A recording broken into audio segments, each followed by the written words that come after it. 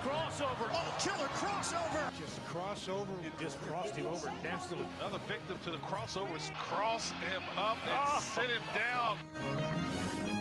All right, the crossover is powered by Everlow Concrete Repair in Omaha at everlowconcrete.com. Yeah, it is. As we are solving the problems of the Omaha metro area and all the congestion that's going to be out in Gretna now, because people are going to come. I have thoughts on our and other cities. Yes. And their Yeah, municipalities. rooftop apartments going into? Yep. I have many thoughts. But like real things or just like fake things? Well, because I heard the Knicks are going to move to Council Bluffs. This is in the fake world. The A's That would be are quite the steal. The A's would be considering it as well. I call this real plans for a fake world. Oh, okay. Are we having some cosplay? Kind of. I feel like Are we're we about doing to do that. cosplay on the radio? Cosplaying But in it's Newtown. rated Yeah. PG. Cosplay in Gretna. Now, you brought something up. I'm cosplaying a city manager. Because you live in that part of the area of town that likes to or has to go to Lincoln. Yes. I like It your needs to idea. get to Gretna. I like your idea of a North Freeway. Northwest Interstate. Yes. I'm vibing with this. Connecting 204th and Dodge and 80. That would be just gigantic because I don't know if you guys, maybe I'm the only person who experiences this, but by the look of the traffic, I am not. 204th Street is one of America's worst places, much like Maple Street in general. But one of America's worst places. No, what a bleep show. Yeah, you're right. So it's got too many lights, too much construction, and now there's businesses everywhere, and people are turning into said businesses. So build an interstate right on top of it. Make it elevated, whatever you have to do. I think an elevated interstate would be really cool. Then you could look over 204th as you're driving by all the businesses. Hello. Would provide a lot of views. Yep, it would. A lot of views. Do you think it would only take roughly 45 years to build, but I think we start now. Well, then what? I mean, then they'd have to stop what they're doing on the 680-80, which is always, for 25 years of my life with Omaha, Lincoln, and Nebraska in it, is always under construction. Yeah. Could we package this where we work on our interstate, but then we help the people in Lincoln with their God-forsaken roads? I'd be willing to help them. Okay. Of course. All right. Because, the rising tide raises all ships. And that's what we're aiming to do around here. I feel bad for the Lincoln people who have to deal with it. They just think that this is how it works.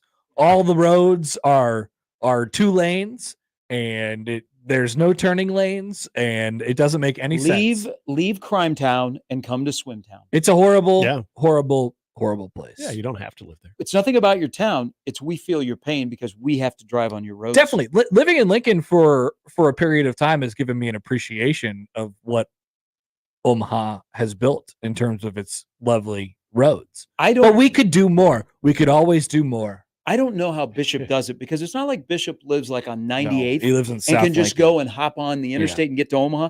He lives in Southwest Lincoln. That's a hard hour 20, That turns your 45 minutes into, at least a hard hour. Yeah. And I'm telling you, there's a difference. There is a difference. We should probably announce this. Yeah, it's out. So the Omaha Stormchasers have been sold.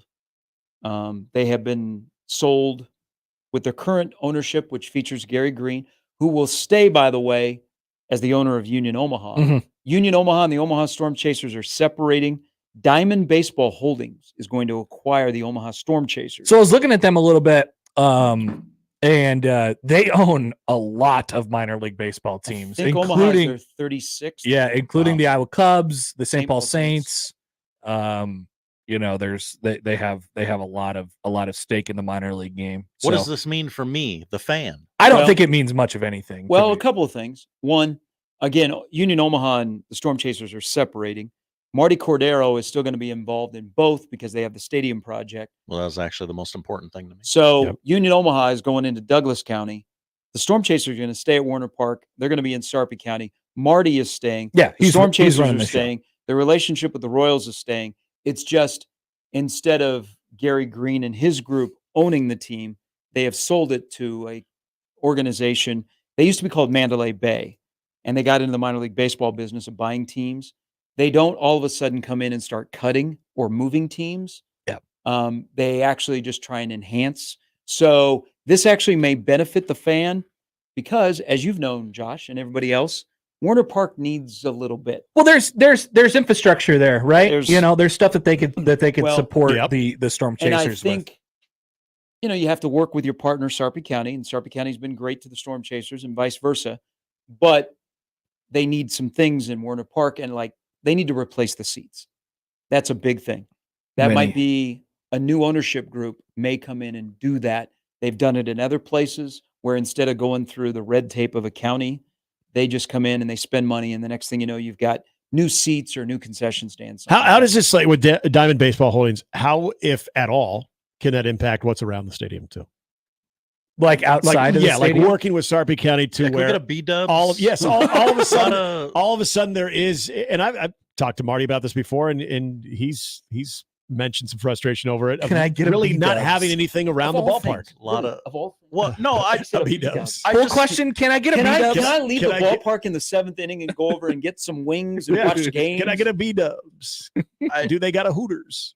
I meant as a generic. Everyone. And he's talking about a sports bar of something. Okay, so that will have no impact whatsoever. A lot on of grass around. They're just into into baseball. It's the baseball. It's the facility. Yeah. Okay, we're a second there.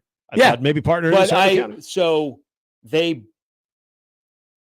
bought the St. Paul Saints, who I worked for the previous ownership group, and almost everybody that I used to work with in connection with the St. Paul Saints still work in St. Paul, and they've said it's been, you wouldn't know other than your check is different. We still operate the same way, and the Storm Chasers will be the same way. Yeah, it's and just looking at it briefly, like they have, like I said, ownership in a lot of minor league baseball teams, like right I said. So there's some infrastructure there. They know what they're doing. They know what they're looking at, and then they can also give them the support that they need from and they're not moving. They're going to stay at Warner Park, and they're still going to be a Royals affiliate, and they still play tonight. Yep, they do. It's the playoffs, folks. But you bring up a good point. Come watch Noah Cameron pitch. Now that we're solving all of Sarpy County's problems with the North Freeway and Big Lake at Nebraska Crossing, and how that's going to ruin the floodplain, and probably the dam will break one day and everybody will die.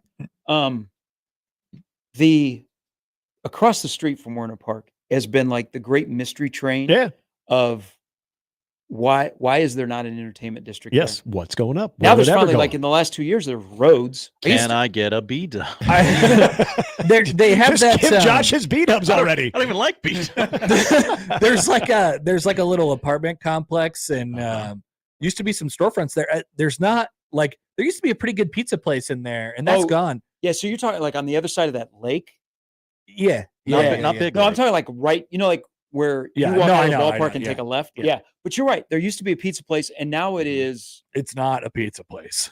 No, is it like the office for those apartment complexes? It might be. It might, or like some art thing or something. I love art. There was a pizza place there. Yeah, there was a pizza place there. It was pretty little, just or something. I think it was like Caniglia's, and there was a little, just a little small kind of room, like pretty good pizza, pretty good food. Didn't know. It's gone. But like directly across the street, like that, when they built Warner Park, that should have all of a sudden become an entertainment district, like Exarban Village. Yep. You could have you can just have some commercial development, some residential apartments, make it hip, cool place, go before the game, after the game, when there is no game going on. But because it's odd when you drive on 370. But here's the thing, and you see Warner Park, but there's this gigantic field in front of it that has been sitting there for 10 plus years. Yep. But for the Storm Chasers, minor league baseball is not major league baseball. So it's, people are going out there, and I think they want them to go, they want them to buy beer, and they want them to buy concessions and all of those things. So I don't it's hard to pull off a whole night where it's like, oh, let's go to the entertainment district for a little while, have a beer, and then go to the game. Like there's no time. After the game, I'm looking to get rowdy. Yeah. I mean, are you at least on have Tuesday? The option, or maybe you're just in that little entertainment district and you're like, you know what? Storm Chasers are playing. Let's go to the ball game tonight. If that game goes an hour and 45 minutes, yes, I have not been out of my house long enough. That's right. That's a very good point. That's true. They have stopped selling beer, so I cannot buy more beer. It's almost like you don't need this massive entertainment district, but just something. I mean, even a modest strip What's mall that the- has entertainment What's the options. closest bar to Werner Park? The Phoenix? That's a great question. Very good question. What's the place It's got to right be next something on to 370. Houston's? Is that still there? Is Houston still over by? If you're heading back towards So Giles? if you go out of Werner Park and Yeah, you go maybe. left, Yeah, I think that's Good it. Life is, I don't know, 100, maybe no, 80. Let's see, 84th has a McDonald's and a car wash. if you go right car towards wash? Giles, I think the Houston's Phoenix is the closest I think Houston's is close to. bar restaurant to Werner Park. There is a Phoenix right there. Phoenix Food and Spirits, where locals go for fun, food, and spirits. Is that in the little strip mall? Is that now? It's Houston. It's behind a gas station. Okay. It's up on the hill, like right. What is the entry into that neighborhood? I should know the X. group. Chalco. Yeah, whatever. Whatever. It's off of 370. Yeah, you got it. You got Westmont. Westmont. yeah. Westmont. So Chad, the UPS driver, who is a Sarpy County guy, What up, Chad? he said the Phoenix is at 132nd and 370. Good Life 96th and 370. Do the math. There you go. That would be the Phoenix. But wouldn't it be nice to have one right there? Oh, you guys, are Give me. missing out. Can I get a Houston's is B closer. Dubs? Can I get a B Dubs? I mean, maybe Big Ten Crossing has a Big Ten bar. Big Ten Crossing. That's actually the announcement today, is that there's a B-dubs coming to. Yeah, Houston's just a 6-minute drive. So have we gamed this out with the streets and the Oh, it's going to be unbelievable. It's almost too many. Almost too many options. I mean, Ricky Stanzi way? Oh, yeah, you got to have an obscure Iowa quarterback. no, what they need to do is to have CJ Beathard the Boulevard. newest Big Ten team, starting with Penn State. It is all of their legends before they actually officially join the Big Ten. Yeah, what if you came up with, well, yeah, you could go that route, or you could go with the most obscure players that you can remember. Bush Boulevard? Zach Lee Lane. Yeah. Tanner Morgan Street. What was Graham Mertz Boulevard. Oh my there you God, go. I'm lost on Kyler No, Reed Circle. I think you got to go to Alex Hornibrook Circle. Yeah. Hey, yeah, I'm calling information. I'm stuck on 8th and Calicmanis. So is he. You could, I bet that This road intersects with itself. He's been in the Big Ten twice. Kirk Cousins could open up a storefront, Kirko Chains, and just Yep. he sells necklaces. Yeah. Yeah. He sells necklaces and turnover chains. He'll That'd be pretty welcome. sweet. He'll be welcome. Le'Veon Bell Street. Yep. Oh, yeah. I like that one. Do you think Nick Saban should have a street? Yes. Yeah, Michigan He's a State. Big Yes. Ten legend. Yes. Who was the Michigan State coach that punched himself in the press conference? John L. Smith. Yeah, John L. Smith. Nice. Get a John L. Smith recognition. Nice. Whenever you need like a, hey, who was that coach? It's got to be John L. John L. Smith. He coached everywhere for everyone all the time. I mean, the possibilities really are endless. I don't really think there's enough land to expand No. where they can have all the roads that are going to be named. I think Like each the fan, Stephon Diggs Island. I think each fan base should be able to vote for their most obscure player to have a street. Like the Kurt after. Phillips roundabout. Joe Stavi. Just Yeah. really excited for them to open up the PJ Fleck family restaurant. Yeah. What about Ski My Go Gophers? It'll be right next to He- next to the Dragon Walk. He does that after every interview he does. The one pre-Iowa game on Saturday night, it was the fastest I've ever seen. My wife was sitting there and she goes, "What did he just Did say?" he just speak in tongue?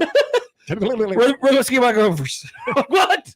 What's going on? I know it's so much more elaborate than just the old Pat Fitzgerald Go Cats. And I had to say, row the boat, ski ma, go Gophers. She's like, what's that mean? That opened up a whole nother line of questioning. Oh, yeah, sure.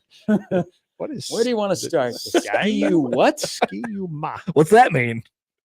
I don't know. If you know, you know. I don't I don't even know. PJ knows. I don't have an answer for that one. Who else? He was told if he brought in PJ or if he brought in Row the Boat, he had to still had to be friendly to Skiuma. Yeah. Because I was there before PJ. Kane Coulter Street. Oh, there you go. Kane Coulter Boulevard. Kane Coulter Way.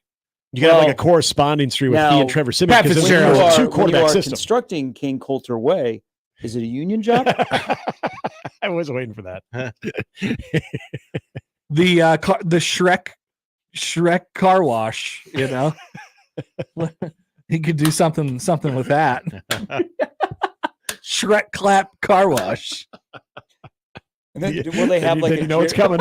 Will they have a Jerry Sandusky day camp? Okay. Yeah. Hello. I mean, you could hello. definitely go to Larry Nasser Yeah, and do there's- that whole thing too. But no, I don't think they're probably not that deep. No. No. But Joe Paterno, what do we do with Joe Paterno?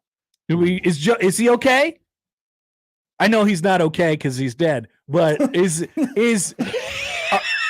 he okay? Let's circle back to that. Let's circle back to that comment in just a Connor, moment. I don't know if you know, but He's dead. yes, he has passed on. Yes, many years ago. Yes. But can we include him in things? I mean, this is a big rebrand. Does this go Like, did they well return the with the rebrand? statue? No. Maybe then they bring the statue Oh, to Big Ten Crossing. Penn State fans, you guys want to go see Joe Pa's statue? You got to drive all the way to Gretna, Nebraska. It's just a relic you of make the pilgrimage. few texts here. Love a good text. This doesn't happen. I knew I shouldn't have taken that left turn on Shungping Street. Chris Septak Lane, Oh, yes. And Highest- you're making it local, Millard West. highest recruit of all time until Yeah. whatever. Connor Stallions Boulevard, the road that everyone keeps stealing the street sign for. Ryan Day's Beard Boulevard. That's nice. Mhm. What do you do with Urban Meyer? Urban Meyer's Sad Pizza Joint. No, That's what you do. Urban Meyer's Hey, sad pizza joint. Urban Meyer has a club. Wait, well, okay. The place where he was Papa John's. It's just a Papa He was John's. grinding with the co-ed. Wasn't that his bar? Urban his Meyer's, restaurant? Urban Meyer's Pub. Yeah, That was his pub. Right? I don't know if it was called Urban Meyer's, but it was. Was it called Myers? Yeah. Was it called Herbs? Yep. Just now closed. Yeah. He was just on a bar stool and some You can't help who like backs nice up into woman. him. Yeah. Sad, She thought taking he down was the small Yeah. businessman. She thought he was the high top. You know I what? don't You can only control your own actions. If somebody wants to come up and grind on me of the opposite sex, what am I going to do? Apparently nothing if you're Urban Meyer. You just control what you can control. Sal says Jared Aberdaris Avenue. Oh, that's a good one too. Nice. Tulia Uh, Tungavailoa Island Grill. Nice. Good. I like Matt it. in the Equitable inbox suggests Chuck Third and Long Street. Nice. I like that. Nice. Gosh, there are so many random Big Ten. Urban Meyer's Student. Coffee Shop. We grind our own beans. That's what Charles says. That is very good. Ron Dane's Donuts. Can we get some Brady Hoke love? Who do we not have representation from yet? We need to get some. I feel like we don't have any Michigan. gets- Oh, we had Connor Stallion. Well, yeah, Curtis Rourke for Indiana, but Yeah. let's. Are we ignoring the new four? What's his name? No, we're not. We have to Okay. include them as well. Yeah. I heard John talking about a giant Dana Altman statue, which I think would be great. Big Ten legend Dana Yeah. Altman. That'd be huge. Marquez Tuiasosopo. And Folly Dante. Mhm. No, hold on. Back We to can get some Oregon. basketball guys in there. Do you think that the Duck was already in on this, and so they've already filmed stuff Oh, at Big Ten Crossing? And so it'll be part of Big Lake. The Duck has been in a lot of places. The Duck. And he started his journey in Nebraska. Yeah. Yes. Yep. Interesting. They might have done some things with him. I think the Duck will be there in Big Lake. Jake Locker. Jake Locker's locker. Jake Locker's locker. I mean, I can't wait to go to the. Jake Locker's locker. It's pretty good. I can't wait for. Oh my God, he got sacked again. I can't Edwards wait. Haven. Like they're gonna have. Oh, a You know how daycare. they used to have Aladdin's Castle, the arcade. Yeah. They have Bobby Knight's, knockout room. Go in there and play a little video game. Yes. Instead of Mike Tyson's punch out. Bob Diaco's microphone store. Bob Diaco's lapel mic. Yeah, it's like a Radio Shack. Yeah. I feel like a daycare. You could have Heward's Haven. Be pretty good.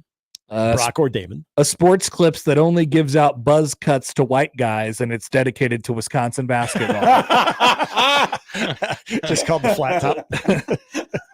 hey, can we do like a nice fade here? No. Nope. we Do you do ever buzz watch cuts. you watch the Fox pregame show? You know Howie Long? Yeah, that's what you're getting. Let me show you a picture of Frank Kaminsky. Yep. That's what you're getting.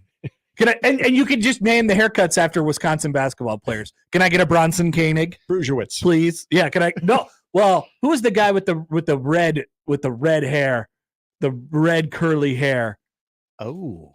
for Wisconsin? That guy was awesome. What was his name? Mike Bruce. Bruisewitz. Oh, Bruce- yeah, Bruisewitz. yeah, Bruce. Bruisewitz. Yeah. Would he have red hair though? I thought he was more like a. He had like huge red hair, didn't he? Josh? I thought he had more of the flat top. Okay, so in his How do you photo guys not know his gingers? on the I mean, you're in a Wisconsin fraternity. basketball page, Is he redhead? it is a buzz cut. Yeah, I thought he had like a buzz cut and a flat top. This article on The Athletic has him with a, let's call it a strawberry blonde curly fro. Yeah. Oh, okay. Yeah, yeah. I don't remember. That's See, something. I remember him with the. Yeah, I remember Brusiewicz with the buzz cut. That just sounds like a Wisconsin big man too, Brusiewicz. Polish Rifles pierogies. Nice. LeGarrette Blunt boxing gym. Ooh, that'd be good. Do you one. think? Scott Frost is there holding Don't him you back. think it only He's his makes trainer. sense when this Brett happens Bielema buffet. that we relocate the station out there to do live shows? Well, yeah, like we just have a live studio. Oh, We yeah. love the Big Ten so Yeah, much. we'd have to be on one of the main streets there too. Like we'd have our own street We side get studio. to choose our street. Will Tom Brady be involved? Since it's definitely happening. Tom Brady now will be, like American Eagle, like the models on Yeah. the front. That's it'll be Tom Brady, shirtless. You we can have get a Hollister? TB12. Put a TB12 storefront, Mhm. first ever, Look right at how there. much money we're going to save by not traveling to Indianapolis for media days, because all the media days will be in the brand new Big Ten Hotel Conference Center. That would be huge. That would be huge. The Derek Jeter Memorial Gym. He didn't. Love it. Yeah, he skipped that one. Yeah, but I don't know if you've ever heard. He was going to go to Michigan. Had Well, he I- gone to yeah. college. Wouldn't you think though, with the Big Ten where it is now, the main street that maybe we could even have said studio would be Jim Delaney Way? You'd have to have a Jim Delaney. There's going to be a big Jim Delaney statue. Yeah. Jim Delaney built and the this- thing with his bare hands. As Gary would say, the statue would be very close to people as they walk by because apparently he's a close talker. Yeah. Yep. He'd be the main character, the main street, right? Yeah, I think he's be like he Walt is your Disney. main street. Yes, Mhm. he is in the center of it all. There's a big statue of him welcoming you to Big Ten Crossing. Jim Delaney has also requested his head be frozen after his death, allegedly. Scott Frost onside roundabout. That's good. I feel like you have a tobacco store too. Yeah. After Scott. Yeah, but USC, I mean, go to OJ. Get some OJ in there. Yeah, OJ's OJ. that is He's true. dead too. Marcus Allen. Would he be in the cutlery section? No, God. jeez. Too soon. He's dead. Remember what Connor said? Maybe an isotoner The store. glove didn't fit. Yeah, the isotoner gloves. Ryan What were Day. the- what were the Ryan's shoes? daycare. Ryan Day's care. Yeah, there you go. Ryan's daycare. That's just a funny visual. It Chip really Kelly. is. Chip Kelly's coaching every Big Ten school now. You got to put something in there for Chip Kelly. Like there'll be a kiosk where every single day of the year there will be a Big Ten person there signing autographs. Yeah. There's so many to Yep. choose from. Who's the first? That's Yeah, the if you do question. it once, you don't have to do it for probably another like 6 or 7 years. Victor Oladipo, he'll be there. Hi, I'm Victor Oladipo. I just show up to these things. Victor Oladipo would absolutely be there. Zach Haas. Well, the first day you need to get a headliner. Victor Oladipo. Barry Alvarez. Yep. Ladies and gentlemen, Caitlin Clark. Oh, there you Oh, go. yeah. Russell Westbrook. You get some Russell What Westbrook. about Russell Yeah. Wilson? Russell Wilson. And yeah. Russell Wilson. Yeah. And he'll stick around for longer than a day. As you're trying to usher him out, like, no, man, I'll stay. Hey, Russ, we we really don't need you today. No, it's cool, man. I really like this place. I like the vibe here. The vibe's really cool, It'll man. be like Yeah. Pete Rose when you go to Vegas and you see him sitting in his little window and there's nobody asking for autographs. Charles on YouTube, Victor Oladipo. We sell The, everything. the Victor Oladipo. That is really good. God, the possibility. This needs to happen now. We're just giving them free ideas at this Yeah. point. You're welcome. I think they're going to run out of room. The Victor Oladipo. I mean, yeah, they're probably gonna have to triple in size. Mhm. And we're going to be pissed because now, without it being Big Ten gonna be a crossing, and just campus. Nebraska crossing, the traffic always slows down.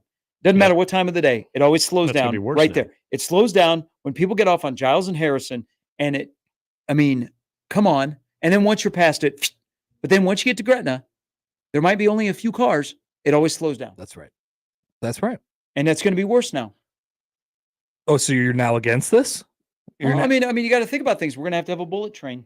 We are gonna have to have a bullet train. well, yeah. Or see if the streetcar comes all the way down. Yeah. Or get that North Interstate Well, I've cooking. heard that's Yeah. coming, the bullet train. From the same guy? Yeah. Hal Dobb actually proposed that once, like a bullet train Yeah. between Omaha and Lincoln. Yeah, that it's would like run right 14 along- minutes, right? It'd be awesome. Yeah. That would be amazing. It actually would. If I could get to Lincoln in 14 minutes, that would be pretty killer. I would even drive 15 Drops minutes. you off right at the rail yard. Yeah. And you're good. Need a big parking lot though. Yeah. Who'd you name the parking lot after?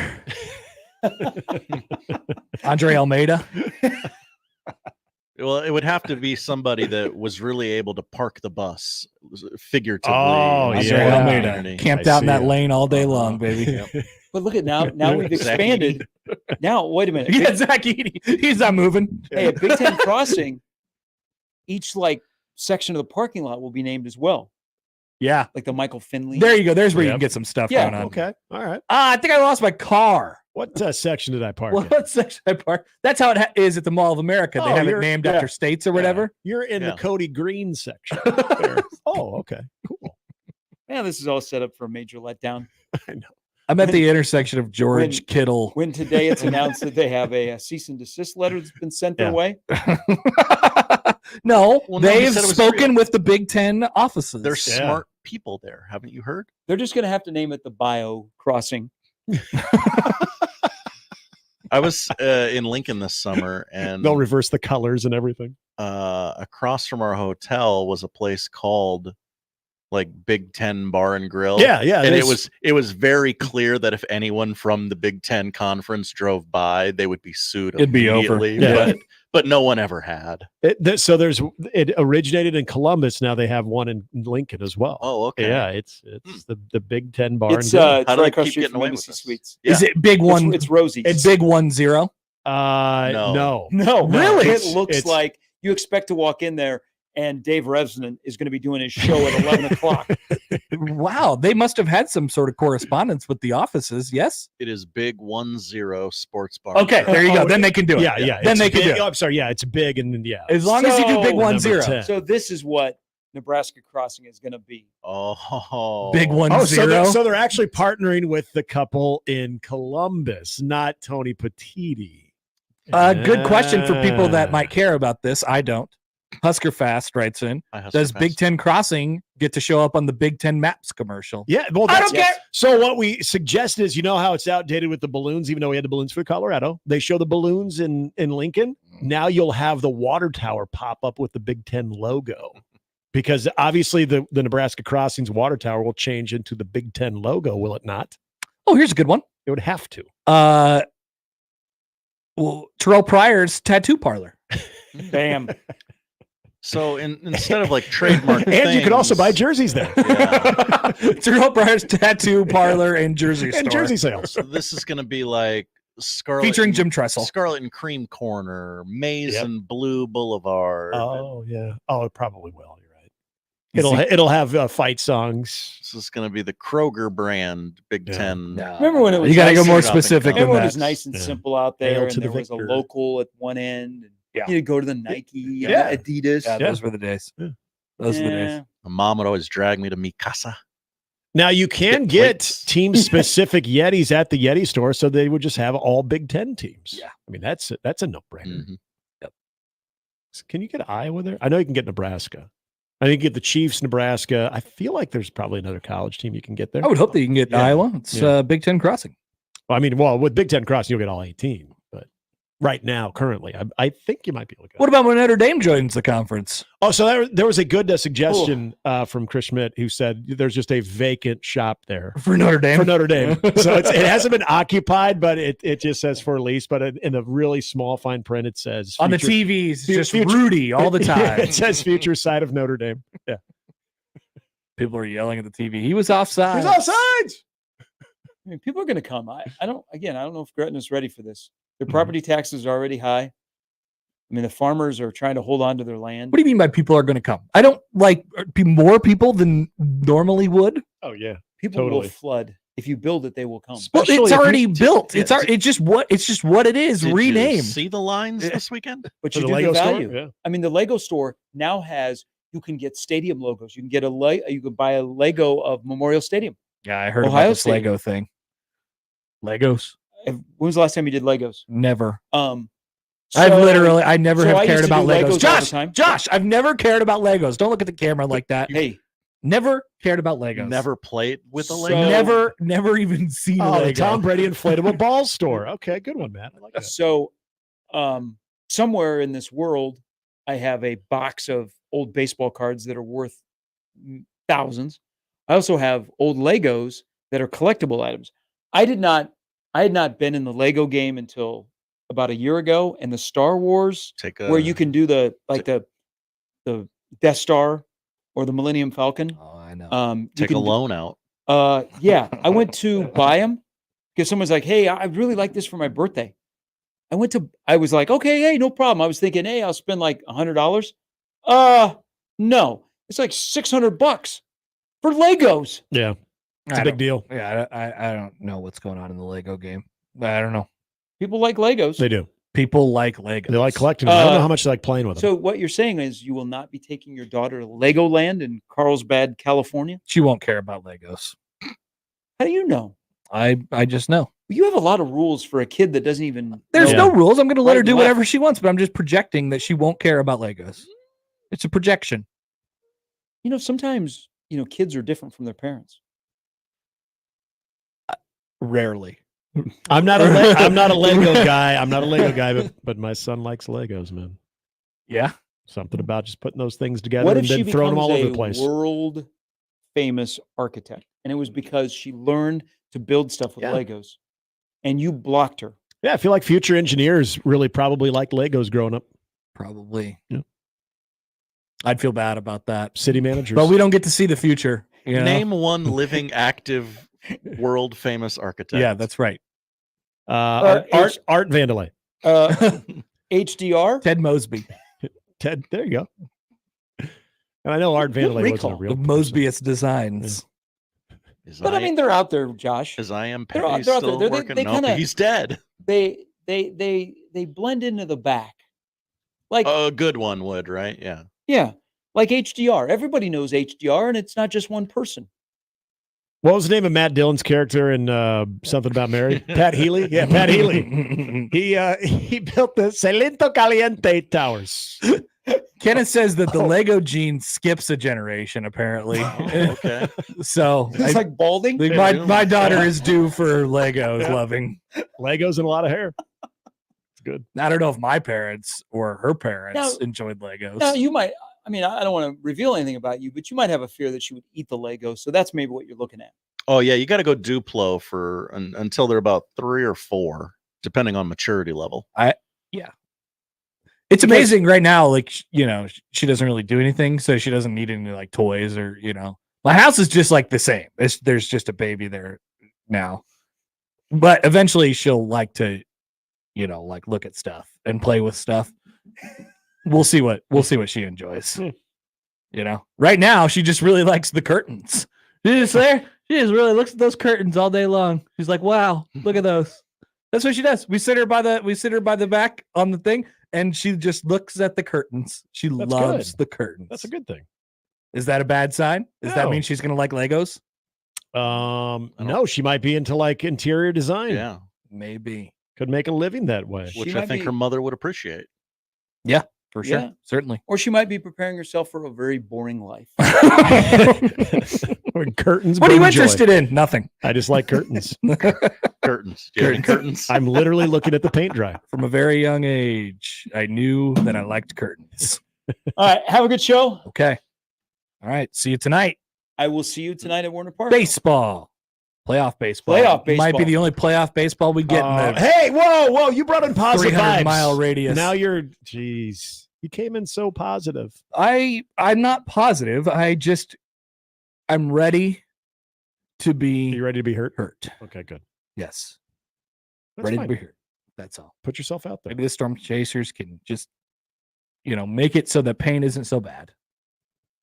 Just It's a good I'll be out there when they're dogpiling on Wednesday, just celebrating with them. Like, I need this guy. Yeah. 3 wins this week would really help. I need this. All right. Bye. That's crossover brought to you by Everlevel Concrete Repair in Omaha, everlevelconcrete.com. Thank The you. Connor Happer Show with Josh Hodgson starts next. Go ahead.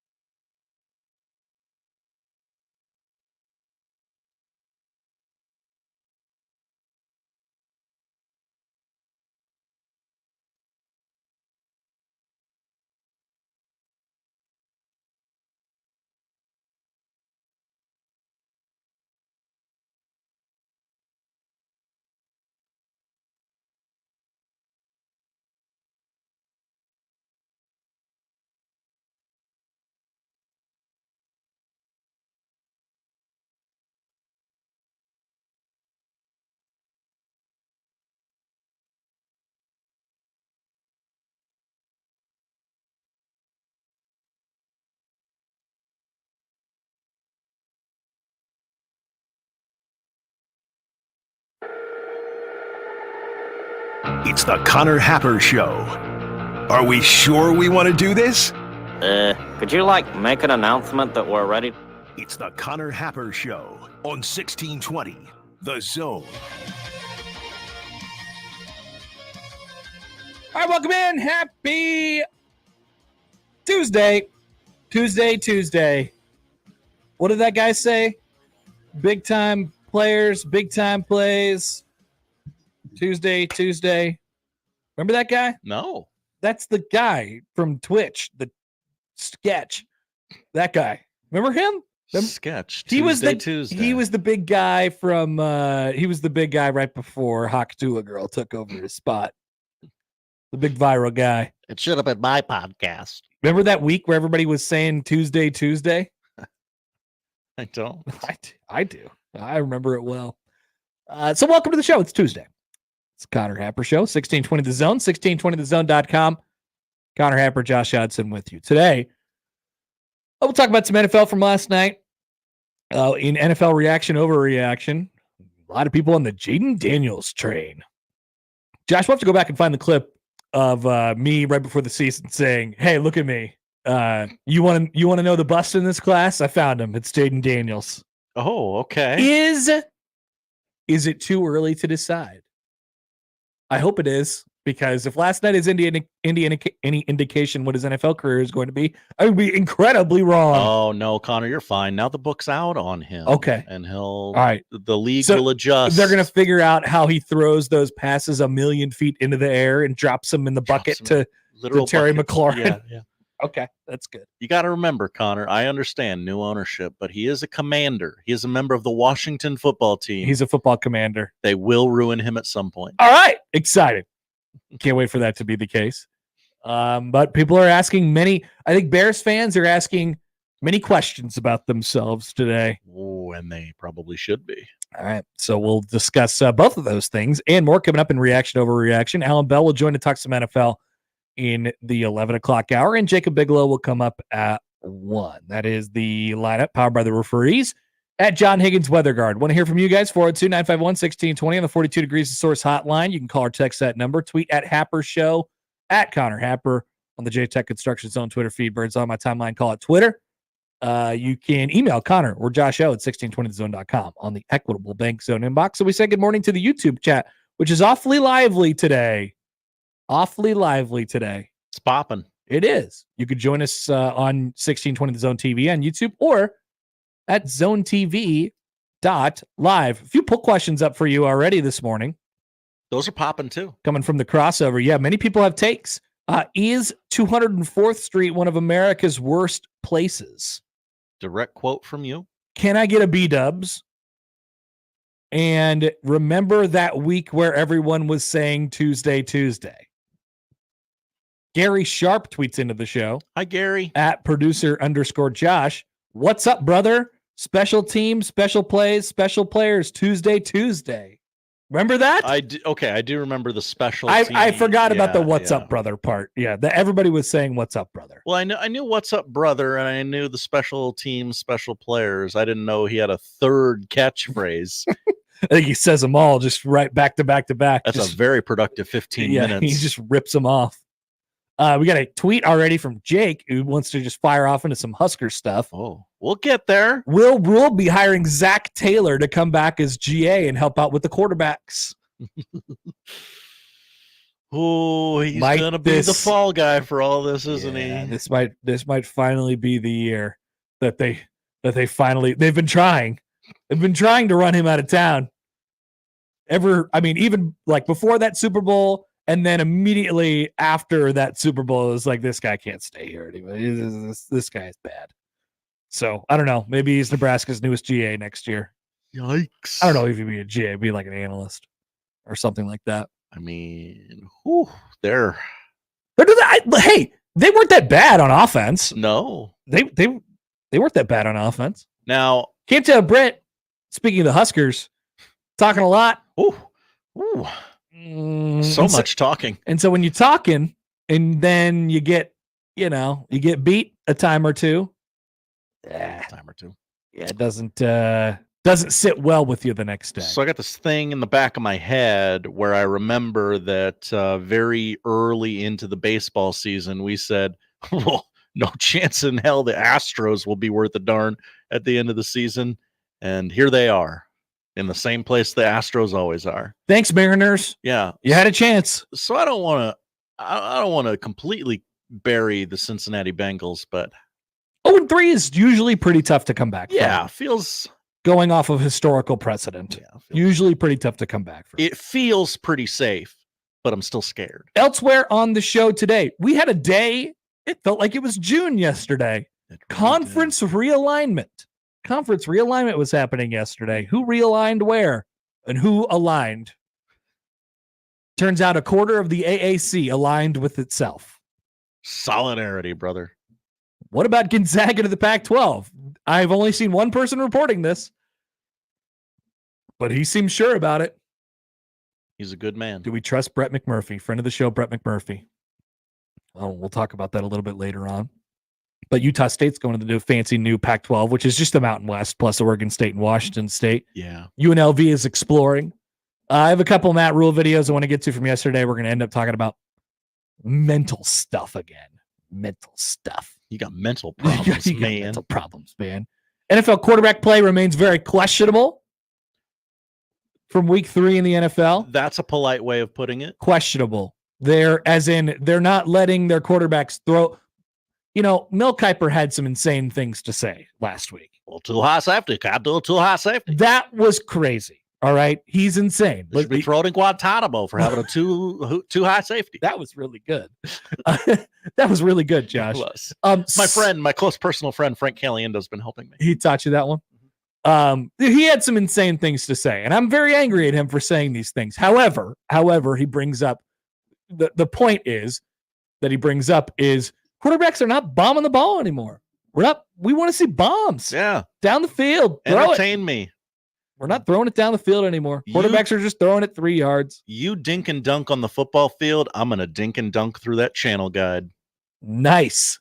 You listening, Raj? Will the NFL's ratings fall because quarterbacks aren't throwing bombs anymore? Like all people who threaten to not watch the National Football League, it will absolutely stay true to our words. But coming back here on the other side, I'd like to open up a conversation.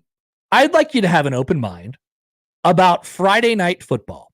We have experienced it at Memorial Stadium now. I know it didn't go well. Let's try and put the results out of our head. Don't play the result. Don't play the results game. You're better than that. It's a process game. All right.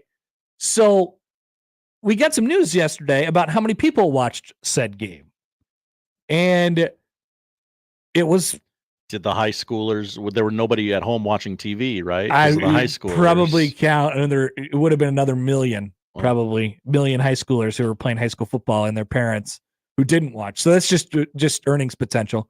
You can move high school football to a different night, move it to like Tuesday or something, Tuesday, and then all of a sudden the Big Ten has its empire. Let's talk about this. Let's have an open mind about this. I'll give you some numbers and figures, how Nebraska, Illinois did on Friday night, and what the future might hold as it pertains to Friday night football. As we remember, Josh, the Big Ten is gigantic. It has too many teams. And because it has too many teams, there's only so many time slots. You can't put 6 games on the BTN at once. You can put 2, I think, on at once, depending on where you're at regionally. Which seems like more than you'd think. But Friday night is going to be a thing for this conference, I think. And judging off of our history here, it's definitely going to be a thing. So let's talk about that. Have an open mind, please. I know I actually don't know how people feel, but do we still hate Friday night football? Are we still against it? You know, because I feel like it went pretty well on Friday. I make fun of people who say, "Well, what about high school football?" I didn't hear that once last week. I very much enjoyed my slamming my Friday and Saturday into Friday, and then just enjoying my Saturday and watching the rest of college football. I like that. I'm fine as a one-off, and I might be, it's Nebraska might end up playing in a season where they have to be involved in this more than one time going forward. It's a name brand program. It's a helmet, Josh. And I think that is where we are trending to for Friday night football. We will come back with that on the other side. Also, by the way, Friday night football for Nebraska and Illinois was the most watched thing on television period that day. What? Yes, I have a list of the things that came in behind it. Okay. And it's pretty funny, and it illustrates the Big Ten. Probably wanted to dig into this even further. All right, we'll come back with that on the other side. Welcome to it on a Tuesday, the Connor Happer Show, 1620 The Zone.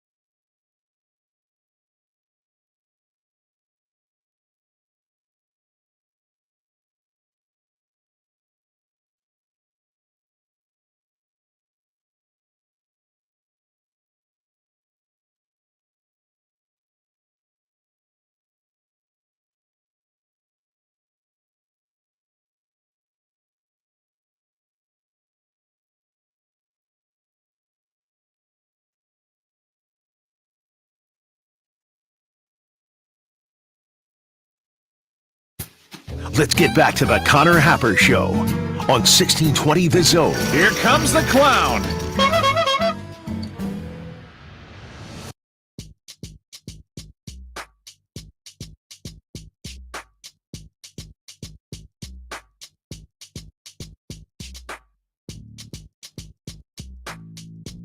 All right, welcome back. We're the Connor Happer Show here on 1620 The Zone and on 1620thezone.com. Here's a text.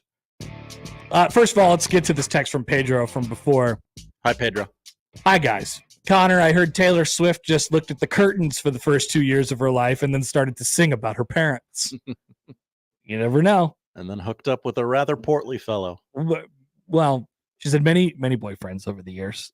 One of them, This particular one, the current one, portly. he's yeah. People are fat shaming him now. I didn't know you were into fat shaming, Josh, but I guess you are. Calls him like a season, Connor. But no, here's the text on the topic. That's my word. Only I can say it. Michael writes in to our text line at 402-951-1620. Michael Severe? No. Oh. Connor, I personally think college football on any weeknight is stupid. Call me a traditionalist, Homer, but I believe there should be 100 games played on a Saturday, and that's it. The sport, the revenue, the aura of what college football used to be is ruined by the money. And I got to tell you, Michael, I don't disagree with that. I don't disagree with the second part. Obviously, what we're doing here is for the money and for the TV ratings, and the sport is owned by, like, I don't know. I don't know how many times we have to say it on the show. Yes, The networks run the sport, Connor. I don't want to or need to live in this fantasy world where every game is on Saturday and none of them are on TV and they all start at 2:30. I don't need that. I like the idea of it, but it's just not a reality, right? In this world that we live in these uncertain times, Josh. So in this economy, let's go back. Fox Sports announced yesterday that Nebraska's loss to Illinois on Friday night was the best performance for a Friday night telecast on Fox in nearly a year, since game 1 of the 2023 World Series. Mm-hmm. Yeah, people watched that, Josh. okay. Apparently about 4 million. It was by the way, 4.2 million viewers, peaked at over 5. Most watched telecast of the day on any network. It peaked at over 5 million viewers from 10:15 to 10:30, which would have been sadly at the end of the game that most people were watching. That's when Nebraska was stinking up the joint.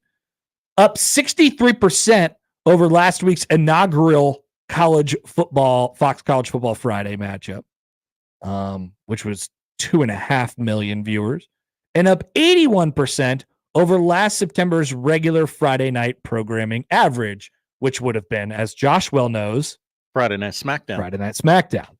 So Fox made the decision this year. No, thank you on the SmackDown. Let's go into college football. And the question was, did it work? Will it work? And the answer, which we knew at the time, is yes. But is there something more here? First, let me tell you a list of the most watched telecasts on television that night on last Friday. This is Friday night. This is last Friday night, September 20th. 4 days ago or whatever. Yep. Nebraska and Illinois was the most watched game at over 4 million people. Most watched anything, over 4 million people. Okay. Coming in second, 2020. The news magazine. People are still watching 2020. Baba Wawa. This is 2020. 2.7 million viewers. Really? Yep. 2020? And then we have a nice run of things that happened on Fox News. Sure. The olds love television. Jesse Waters Prime Time got 2.6 million viewers. And then after that, people stuck around for Gutfeld. Oh, you got to watch Gutfeld. Gutfeld was the fourth most watched thing on television that night. That's probably a low night for Gutfeld. From Russia with Lev, that is on MSNBC. What? Like Like the Bond movie From Russia with Love? Did they show that on MSNBC? I assume it's a news show Okay. of some sort. They should show Bond movies on MSNBC. I'd watch. High Potential, which is, I think, a television show that runs on ABC on Friday nights. Over 2 million viewers. Okay. Hannity. Oh, yeah, sure. Secret Celebrity Renovation was on CBS at the time. Whoa, they should advertise for that one. I might have watched that one. And then Rachel Maddow. All of these got over 2 million viewers on Friday night, but none more watched than Nebraska versus Illinois. Rachel Maddow ain't working a Friday night. Maybe a rerun of Rachel Maddow. She's on that Jon Stewart deal. A pre-taped version of Rachel Maddow. I'm not sure what's going on. I'm not familiar with either Fox News or MSNBC's programming. I'll just say that. Straight shooter. I watch football. I'm a member of the football party. That's what I am. So I say all this to say this. Really? SmackDown wasn't on that list? There is some potential here. It has long been thought that nobody watches TV on Friday nights. Everybody's right? out. Everybody's out. They're doing stuff. So the networks have said in response to that, fine, we'll just punt on it too. We'll just give up. We know football. We'll punt. We'll put on the night. No offense, but we'll put on Gutfeld, and it'll be the third most watched thing on television. I know we got some crap last time we talked about Gutfeld. I'm sorry. All right. But we'll put on Rachel Maddow, and it'll be the fifth most watched thing on TV. Whichever show you want to put on. Whichever show you want to put on. It's your network. You put on whichever show you want. We don't care. But all these are cable networks, right? And so Nebraska, Illinois is a football game of two ranked teams. There's some intrigue there at the beginning of the season with both teams being undefeated. And my guess is that the network will look at this and they will say, oh my gosh, it's that easy? We could destroy ratings on we can crush ratings on this night without really having to do much. Last year, Nebraska, Illinois on that Friday night got 1.36 million viewers. And that was on FS1, right? Wisconsin, Purdue got 1.19. Yes, these games were on FS1 last year. Right. And, now they're switching over to Fox because of the whole SmackDown thing. I think that TV execs are going to see this and they're going to say, why don't we put something good in front of them on Friday nights? What would happen if we put something good in front of them on Friday nights? People don't go out anymore. They don't do anything anymore. Let's put some good stuff in front of them. And remember, the key, when TV execs think something, it has a good chance to happen. Even if it involves your sports. So looking at the Friday night Fox coming up on the Big Ten in the Big Ten Conference. Rutgers and Washington is this week. I'm going to laugh at it, but I'm going to watch it. Michigan State and Oregon. Okay. This will be we'll see how this one goes. Maryland Northwestern. Okay. But you're getting two big TV markets. That one I might skip. I might skip that one, but you're getting two big TV markets. Oregon, Purdue.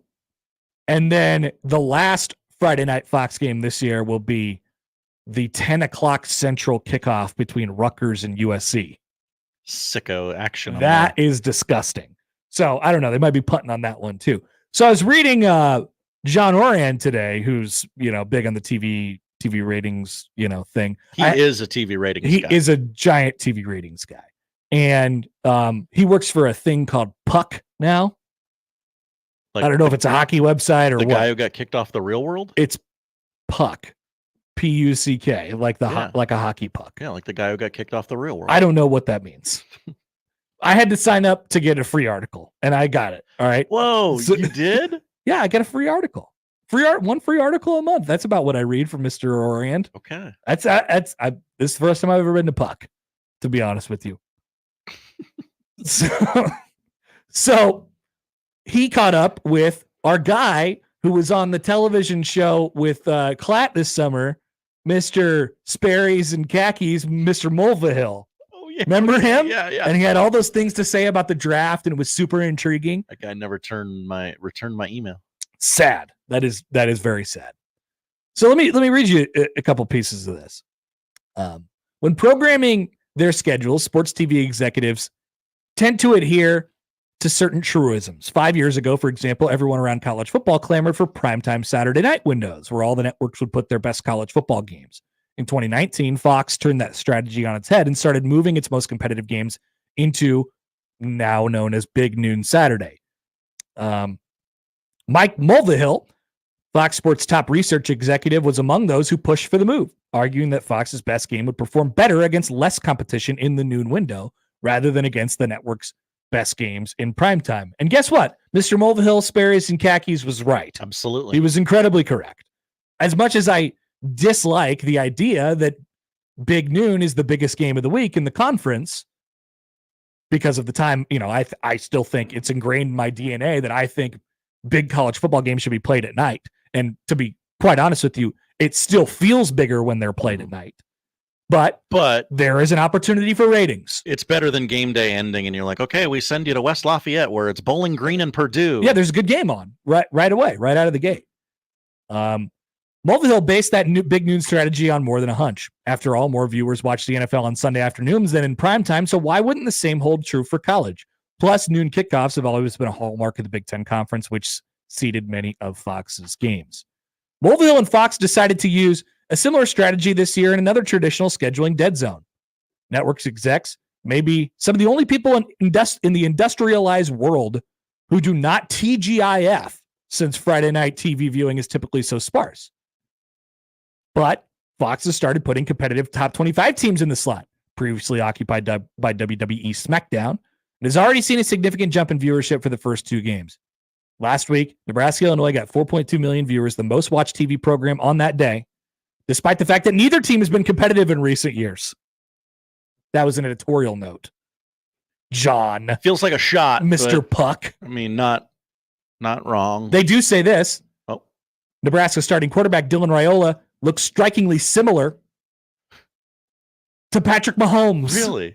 Good observation. A meme-worthy dynamic that likely helped juice the numbers. I love that note. The game's audience more than doubled Fox's average for Saturday primetime college football games last season, plus 109%, and brought in more viewers than any episode of WWE SmackDown, which ended its 5-year run on Fox earlier this year. Whoa, rude. I'm sorry. It's the truth. Even all those times The Rock came back? So this is clear, like you guys have seen it. This is the trend. I just think that and I guess I'm asking the question, are you okay with it, or do you want it, or like, because I know your wants and desires as a viewer of Nebraska football probably don't match up with TV. Long has there been a fight, a battle between college football television execs and college football fans, right? Cue Oklahoma not playing, they want to play all their games at night. And then they got the Big Noon. They've been waiting for the Nebraska game forever. And they're like, this has to be at night. So much so that their athletic director, Joe Castiglione, wrote a public letter to the earth and said, please put this at night or I'm going to kill you. Basically, that's I think that's, the contents of what he said. They were angry. They were publicly angry about it. But this is how it works. Fox got their pick, and they chose Nebraska in Oklahoma, and they put it in Big Noon, and everybody got along with it, and they dealt with it. And it got huge TV ratings. Now, what do the schools see? What do the fans get from big TV ratings? I don't know. That's debatable, and that's why I'm asking you guys this question right now, which is, I think we're probably going to see Nebraska play some Friday nights here. And I think now that we've broken the seal, we've broken the ice on this, I think there's probably going to be some more home games in their future too. It's such an easy win for the network to release that PR statement of most watched game on the like Saturday's already full. Like you put 3 games on a Friday night, I'm into all 3 of them because they're on. Yep. I mean, that is now the new like general strategy, right? It is, let's put a game in the absence of anything else. Mm-hmm. Is there an area of the day or even another day where we could throw this in and it would get huge TV ratings just because it exists. That was the old strategy. The new strategy is, okay, let's take this now, and it's becoming an established brand, Big Ten Friday night on Fox. Let's put a good game there. Something with some stakes. Michigan, Ohio State. I know you've been at Penn State, whatever, the old heads of the conference. You've been able to, throw your weight around this thing forever. We don't do Friday night home game because we got the hospital that's very close by. We can't do it, but it's just not feasibly possible. Yes, it is. Yes, it is. That's a lie, first of all. Literally every place in the world has figured it out. Yeah. And they know, the TV execs know, and by the way, the TV execs, meaning Fox, who owns a 51% stake in the conference, they want this.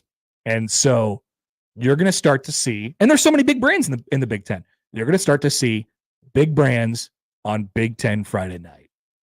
And Nebraska, Illinois is being used as the shining example. They got that many for two ranked teams, Nebraska and Illinois. Why not put I don't know, Ohio State and Oregon on Friday night? The answer to that is because it would do huge ratings on Saturday. Yeah. Right? But why not do you wouldn't have to necessarily do two big brands, but if you could find a space where people want to watch the game, some of this is luck too. They didn't know Nebraska and Illinois were both going to be ranked. Right. It's got to be something that wouldn't blow the ratings out of the water on Saturday, but is also good enough. Mm-hmm. Like maybe you could luck in that it would get lost in the mix on Saturday night or on Saturday in the middle of the afternoon, and it would have to split ratings with all these other games. And you say, oh no, it would do double that on Friday night. What does Nebraska, Illinois do at 2:30 on Saturday? How many people watch it? I'd say probably about half. Like Iowa, Michigan State, and maybe you luck into one of them or both of them being an 8-9 win team that year. Yeah. Let's take a phone call here from the 42 Degrees Source hotline. Here is old man Doug. Hi, Doug. Doug, are you in your motorcycle today? What's going on? I'm passing somebody on Highway 92. So okay, what's going on? Grand Island. Oh, nice. So your ratings question triggered me in a question. Do either of you have Peacock? I do. I do. Yes. Okay. So I'm golfing Saturday morning. First question is, and if I tell my guys not to tell me the score and I don't go in, is it easy to go back to the start of the game? Well, or yeah, you I can. don't have Peacock right now. You can, but you're going to have to watch all of the ads. Every time they take a commercial break, they have a 60-second ad that's put in there. So it will take you a long time to rewatch the full game that way. Okay, well, that was question number one. And then I guess question number two is, speaking of ratings, so was it 4.5 million watched the Illinois game? Yeah. On Friday night? Yep. 4.2. How many are going to watch this game on Peacock? And then the other question is, maybe I just go to a sports bar because I've been resisting getting Peacock or Big Ten Plus. And will sports bars have it? And how many devices can you load your Peacock on? Because I have an Apple phone, an Apple, an iPad, and like 50,000 smart TVs in my house. But I don't know how. Any suggestions? Okay, Doug. Thank you for the call. Let's see if we can answer these. Josh, do we have any answers to this? I don't know how many you can load your Peacock on. But I've never encountered a problem. I have several devices as well. Yeah. I am of devices. Uh-huh. It lets you get around. I have many devices. You can have many profiles if hey, Doug, it's okay. You can get Peacock. It's fine. Get the trial. Try it. And I heard, Jack was on Sports by Conduct yesterday. He said somehow he got like a year or something like that. And he, just because he needed to watch the Maryland game last year, and he's still on the year right now at a trial rate or whatever, or, a promo rate or whatever it is. And so he's excited because he gets the game this Saturday on Peacock, and maybe there won't be another one for the entire year. We're talking about 1 or 2 games a year for Nebraska, which is a brand, and we're thinking and hoping that they're going to be competitive.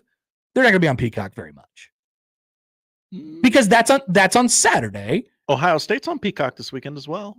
They're not on it very much. No, they're not on it very much. Once or twice a year on. They're going to do one, just as it is for like basically how this is going to work for a Husker fan or for fan of ex Big Ten school. Let's just say Nebraska because they're one of the brands. Whatever.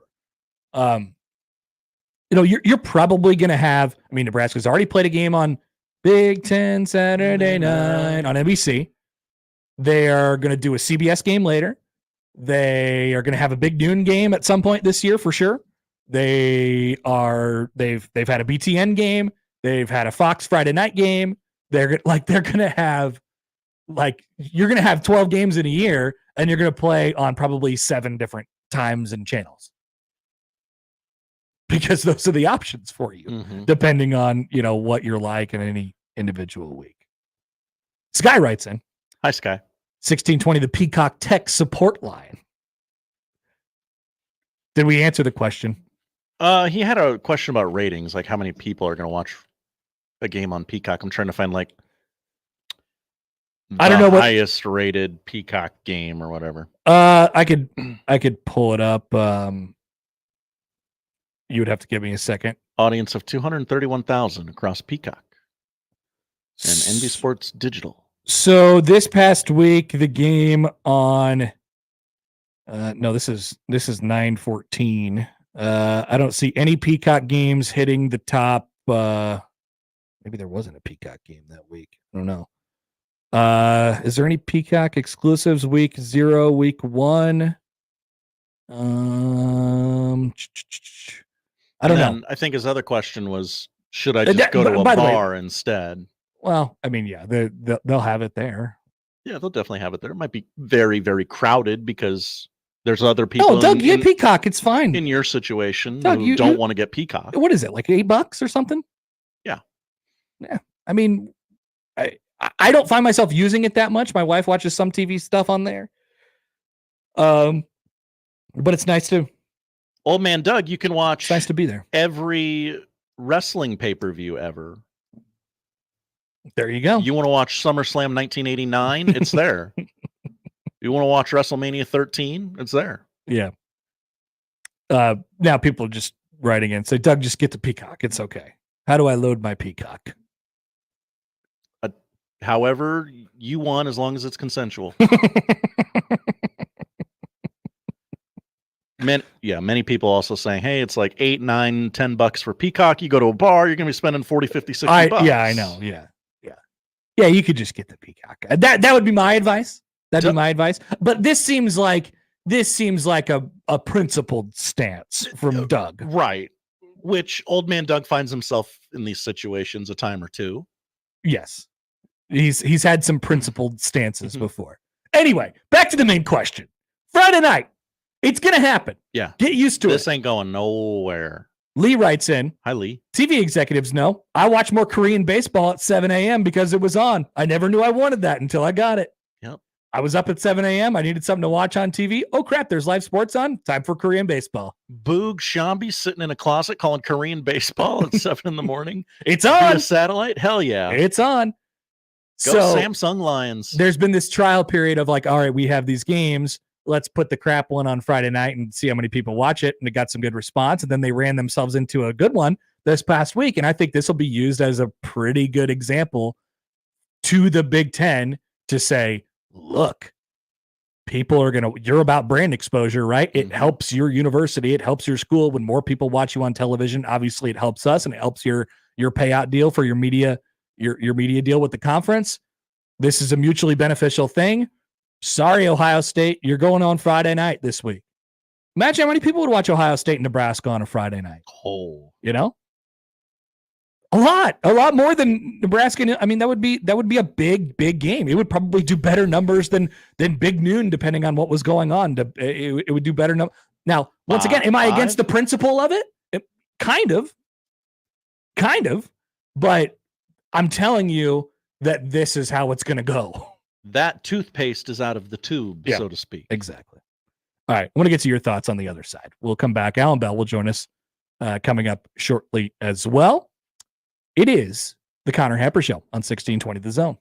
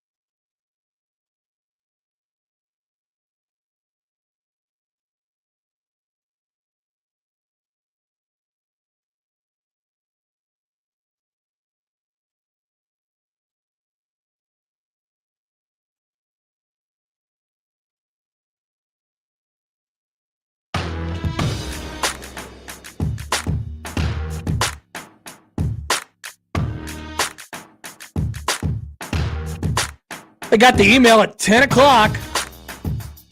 1620, the email for $25,000 four-quarter pick'em. Week 3 picks are live. Get them in right now. That's so much money. It is. You could win $2,500 this week and then compete every week for a chance to win the grand prize of $750 at the end of the year. We've let this Yeti building cooler, fall apart. camping chairs, tailgating grill, more.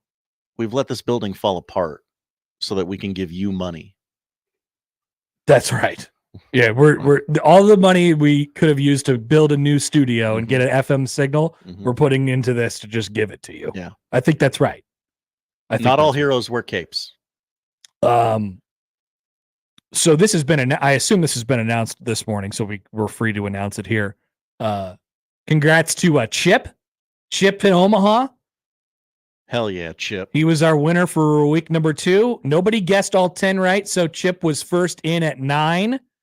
9-1 for the week, and he's going home with $2,500. Say hi when you come collect your check. Please, Chip. I believe Chip can come get his check at like tomorrow. If you're, we will be taking your photograph, so dress nice. Yes, we have a nice, cool background to deal with as well. Also, building 1620 the zone personalities standings for four-quarter pick'em. Yeah, let's rattle those off. Nick Grimm is our current leader because he picked Illinois. The world is upside down and backwards. 16-4 is Nick. Josh Odson 15-5. Knower of ball. Connor Happer 14-6. Josh Peterson, no comment on Connor Happer 14-6. I think that's a pretty good mark, Josh. You're doing great. Thank you. Josh Peterson 13-7. Nick Hanley 12-8. John Bishop 12-8. Jimmy Chavez 11-9, and Gary Sharp 10-10. And imagine only getting half your football picks right. If we are doing winning percentages for each of the shows, I believe that puts us in the lead, Josh. By a lot. I believe that puts us in the lead. Trent writes in from our last segment. Hi, Trent. He tweeted at 1620 the zone, which is a great Twitter account, and you could find where all of our live games are and things like that. You could be alerted to things. 1620 the zone. Looking at next year, how about USC at Nebraska next year on a Friday night? I'm down. I'm a sicko. Now that's a helmet game, Josh. Yeah. That's a big brand game. It would do a number on Saturday. But if there's some other stuff going on and you feel like, all right, maybe let's just put this on Friday. We got Oregon and Ohio State that week, or we got whatever. Now, I don't see a world where USC Nebraska is not at least like the third best game of the week. So you have I imagine. So you could do order of selection here, right? Order of which is the most important time slot according to the Big Ten Conference. Big Noon is 1. Is NBC Saturday night 2? Because you're going head to head with SEC Saturday night. Yeah, I think so. Or is it CBS mid-afternoon, 2:30? That feels like third to me. And then is it Friday night after that? Yeah. Fox Friday night? Yeah. Because then you have elsewhere. I mean, you have like the Peacock game. You have a couple games on BTN spread throughout the day. You could get if you work out a trade, you could do a Fox Saturday night game. You could do the rando FS1s, right? Those are your prime time, quote unquote, prime time spots. We don't refer to the word prime time as we used to anymore. Prime time used to be at night. It's more of prime time is now. Yeah, prime time. Prime time is just like, yeah, it's like vacation. It's a construct. It's just out there, meaning exclusive windows for the conference. And by exclusive, I mean not at all exclusive, because there's other games going on at the same time, but games that are and can be highlighted. All right, Allan Bell. Hey, I'm down. By the way, to USC Nebraska on Friday night next year. Let's rock it. I won't say no. Let's go back to Memorial Stadium from Friday night. Josh? Let's. This video got sent to me yesterday. I hadn't seen it yet. Oh, no. Have you seen our new commenter? Oh, no! You can find that one on No Context 1620. Very good Twitter account. Oh, no! Who would do this? Oh, no! Who, I ask you, who? Oh, no! This man's got nothing but free time. He cannot load up his Peacock. Do we ban this person from our comments? Can't ban a name. Can't ban a man. He's not doing anything wrong at the moment. And he agrees with you. We can't ban everyone who agrees with you. Hi, Nico.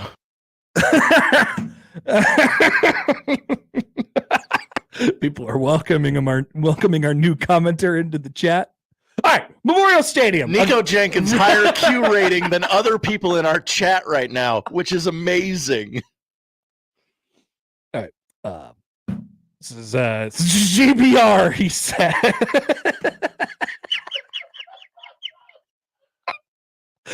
Okay. All right. You sickos. I love it. This looks like it's from the South Stadium. We got a new meme. Got a new meme alert. And we got a new drop alert if we're interested, Josh. Here are some fans' opinions on a certain moment of the game on Friday night. Oh, that was definitely a touchdown. That's it. That was definitely a touchdown. That was definitely a touchdown. That was definitely a touchdown. Just so. Josh, let me play it again. Okay. I want to play it one more time. Oh, that was definitely a touchdown. Hey, a touchdown. It's so matter of fact. I know it's definitely a touchdown. No bad words. Like he's the other guy's yelling, "You're cheating," and this guy's like, "That was definitely a touchdown. That was definitely a touchdown." Like he is yelling, but it doesn't necessarily feel angry. Just no, that was definitely a touch. I don't know what that could have been. I don't know when that moment in the game was. Was that the simultaneous interception touchdown? Maybe. Oh yeah, that was probably it. That was definitely a touchdown. Charles said that was a strongly worded email. Yes, exactly. It was. That's what it looked like. It was just in all caps. I'm angry. This is the new run the ball guy. I just wanted to bring that to your attention, guys. Also, the things that are going on in our YouTube chat are a little insane today. It is popping. All right. Please mix it up. Please join us over there. Allan Bell's up next on 1620 The Zone.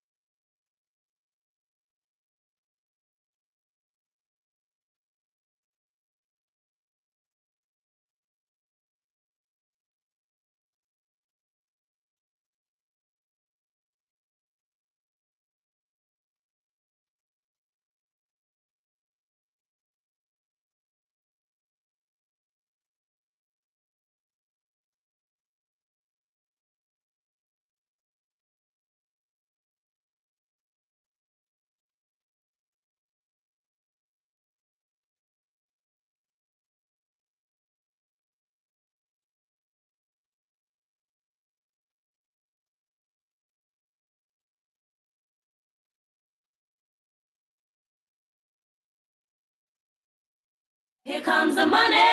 Here we go. Money talk. Here comes the money. Allan Bell, the AB3 on the Connor Happer Show on 1620 The Zone. All right. The NFL week number 3 is in the books, and we got takes. Allan Bell joins us now on the 42 Degrees Source Hotline. AB, good morning, my friend. How are you? Good morning, sir. Doing fantastic, man. You doing all right? Good. I wanted to ask you first. Yes, I'm good. I wanted to ask about how things were feeling on Rocky Top. It's been quite the run here where Tennessee wins the College World Series, and now you got, Tennessee seems to be very, very good at football. You had the Morgan Wallen concert where, Peyton Manning's walking out in full uniform. I mean, I don't know. I feel like Tennessee's kind of hot right now. Yeah, you know what? Hey, they should have never made paying players legal. We are experts at paying players. We know how to do that. No, man, it's good. Like, it's been a long time, since football's been this exciting, and you could definitely feel it, all across the state. And yeah, Morgan Wallen, he's doing concerts, donating the money to the baseball team.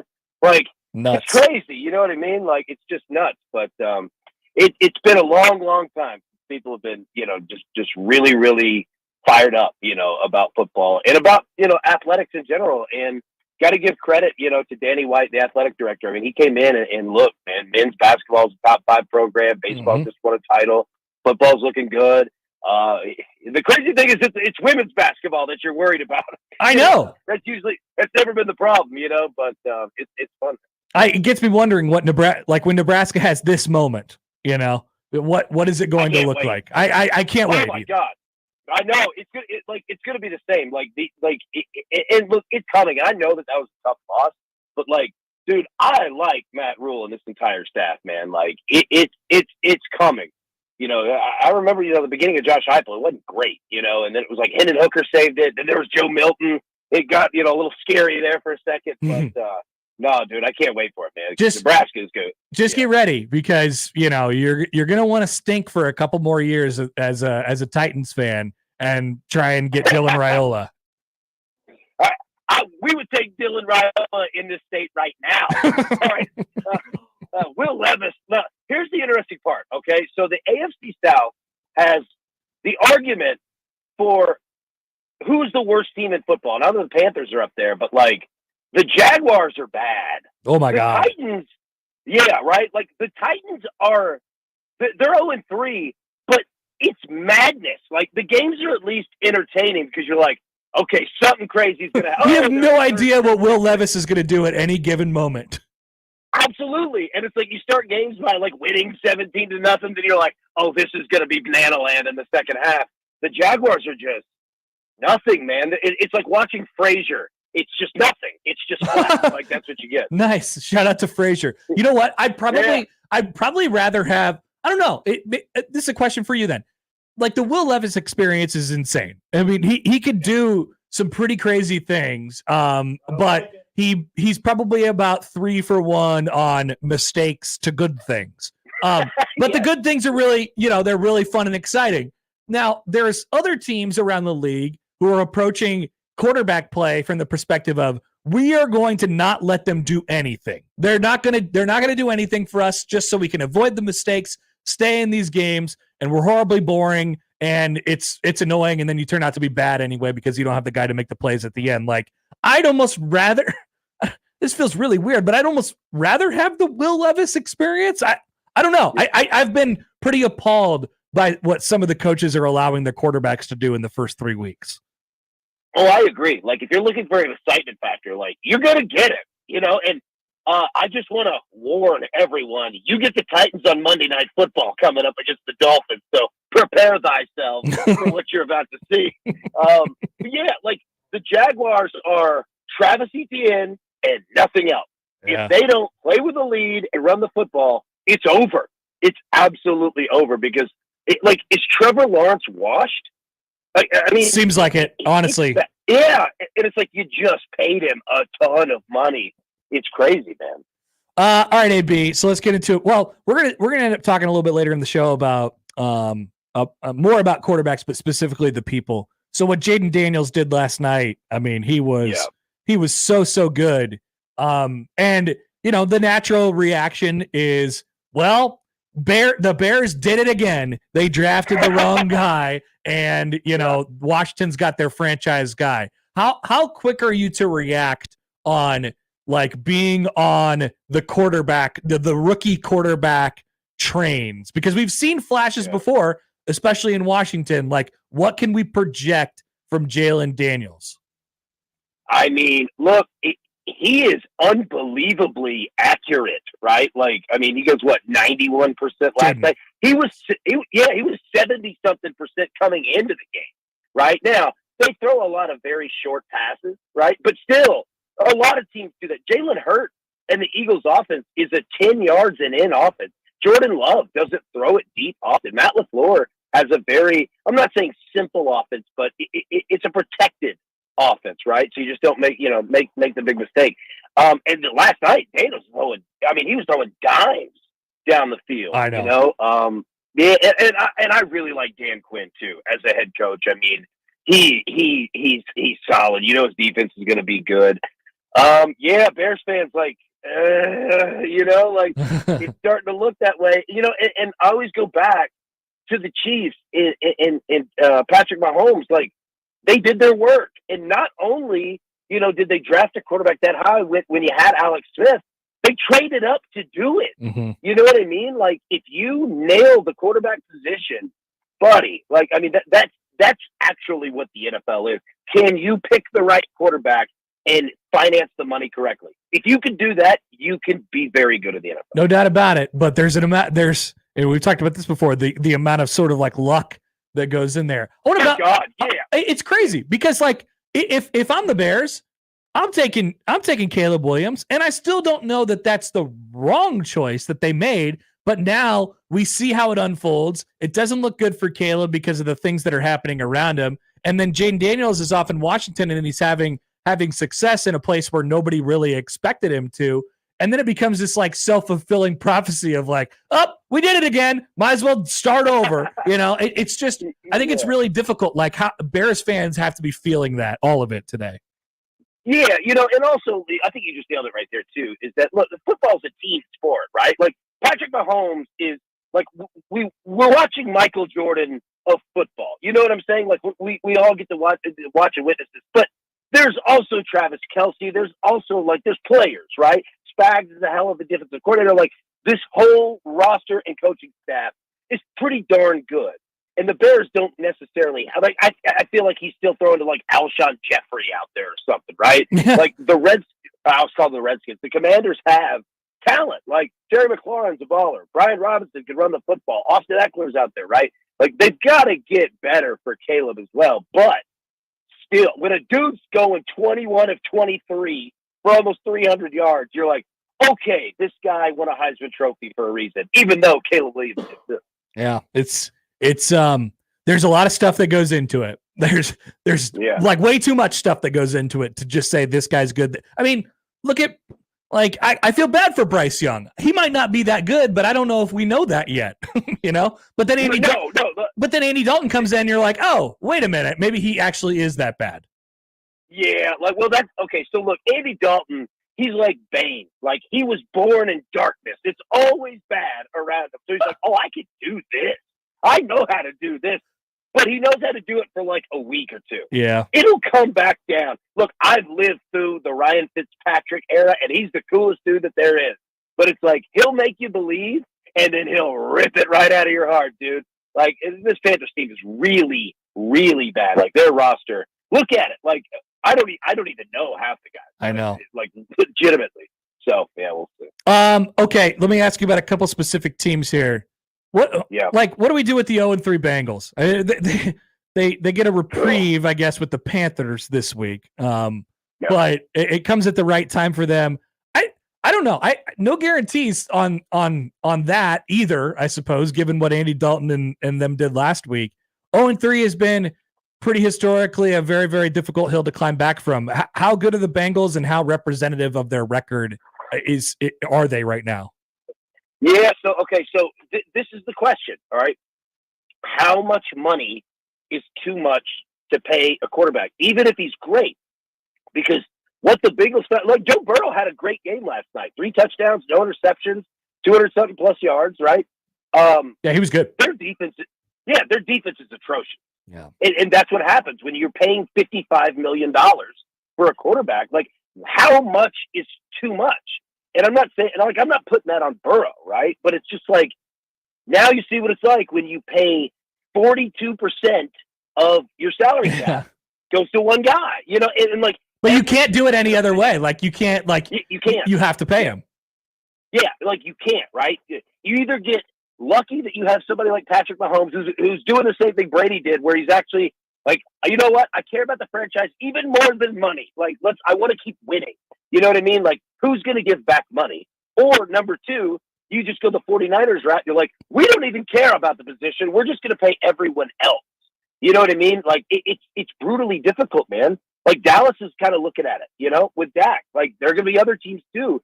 It's just how much is too much to pay a quarterback. And again, I don't put that on Burrow, but dude, their defense is bad. That was not on Burrow last night. You know, the Vikings are on the opposite side, and from pretty much every perspective, right? Their defense is awesome.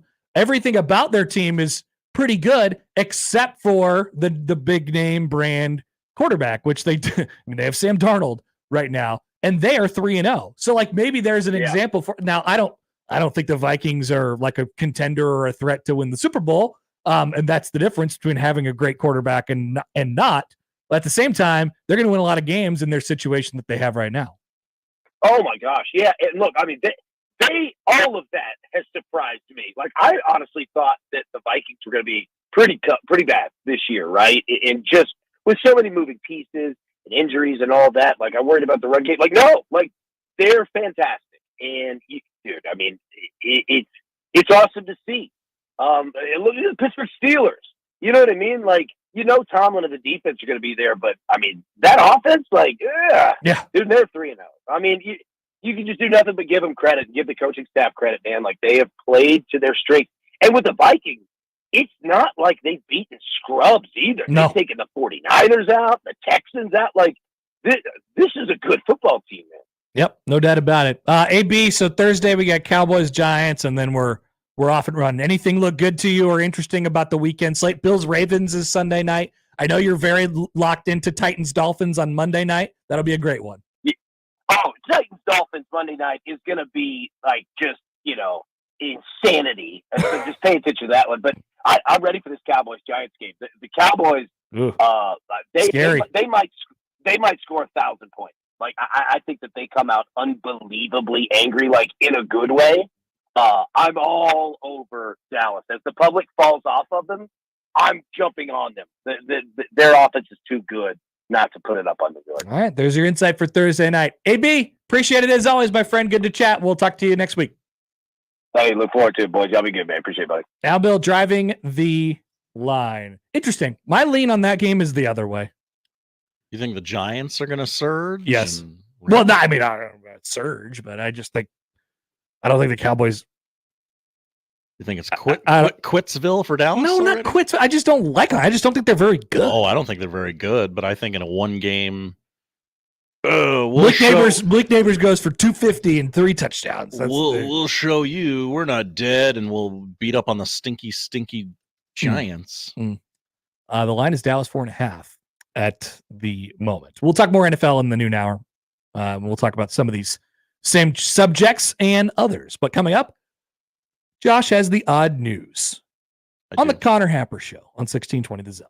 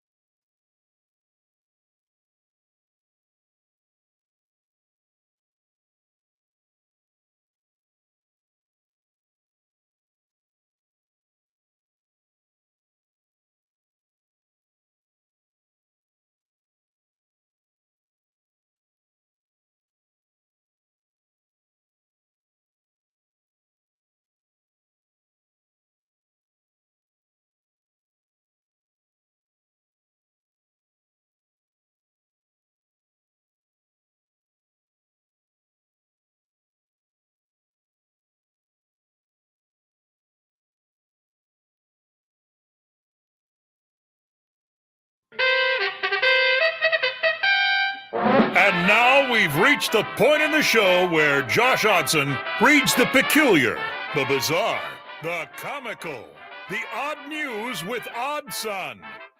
Odd news, Odd Son. See what we did there? The odd news with Oddson.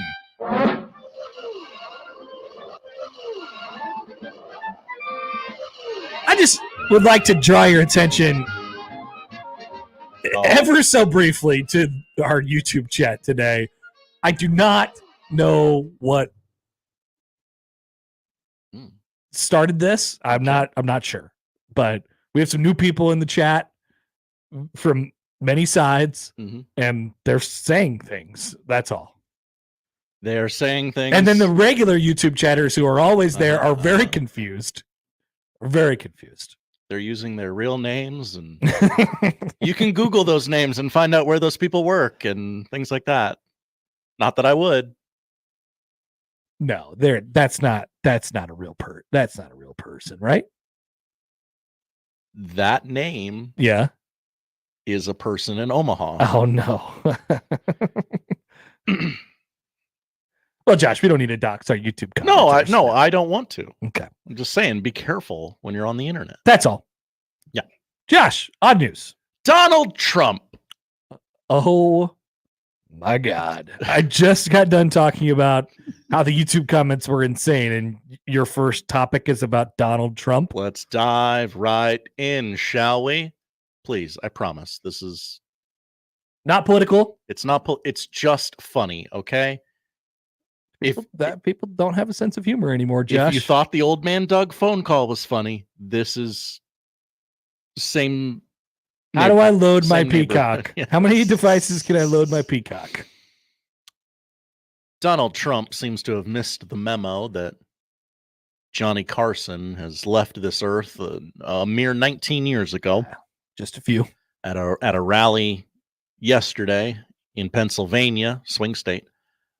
He took shots at the current host. At Johnny Carson? He took shots at the current host of the Tonight Show. Oh, Jimmy Fallon, who he described as, ironically, dying during the address. Jimmy Fallon is dying. The presidential nominee called on Carson to return to the long-running talk show and asked the crowd, "Where's Johnny Carson? Bring back Johnny." It's just a great take. It's just funny. A great take. Yes, Johnny Carson greater than Jimmy Fallon. There is no debate. Yes. I recently watched part of an episode of the Jimmy Fallon show, Josh, and I did a tweet about it. And I'm going to try and remember what I said that day. Oh, here it is. This is back on July 24th. Ooh, summer. I turned on the Jimmy Fallon show for the first time in several years, only to see Matt Damon and Jimmy Fallon do a live performance of Sweet Caroline. He likes to sing with his guests. I don't know why this happened, but I did not like it. Well, Jimmy Fallon used to be funny, and I don't know what happened. Was it Sweet Caroline that did it? No, it wasn't just that. Okay, no, it could have been any song. It was many years before that. You're famously anti-Sweet Caroline. I am. That was the final nail in the coffin. I haven't watched Jimmy Fallon since.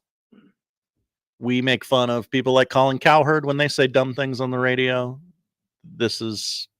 I think he knew that Johnny Carson's dead. I think he's saying bring him back to life, which is a great take. You know what? Bring Johnny Carson back to life.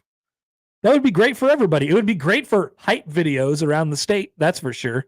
I would love to sit here and tell you, oh no, I would never watch a holographic Johnny Carson host a late night talk show. But you know what? I would. What would AI Johnny Carson say? What would Johnny Carson have to say about today's events? Great question. I wish I had something. I don't know. I'm not sure either. But I'm curious. Make him a hologram. Bring him back. Great take, Trump. Nice job. There you go. Great take, Trump. Pull that quote. We go to Queens, Connor. Queens. Queens, New York. Police have made 2 arrests after a pair of trespassers broke into a subway train and drove it until they bumped into another train car. Okay, I got to be honest with you. This is a dream of mine. I would love to drive a subway train. It seems so easy. What do they do up there all day long? They press the button. It goes. They stop. It stops. Mhm. People get on the train. You can shut the doors. You can open the doors. I mean, there's like a forward and like a not forward, right? I would love to be it. a subway train operator. I think that'd be a great job.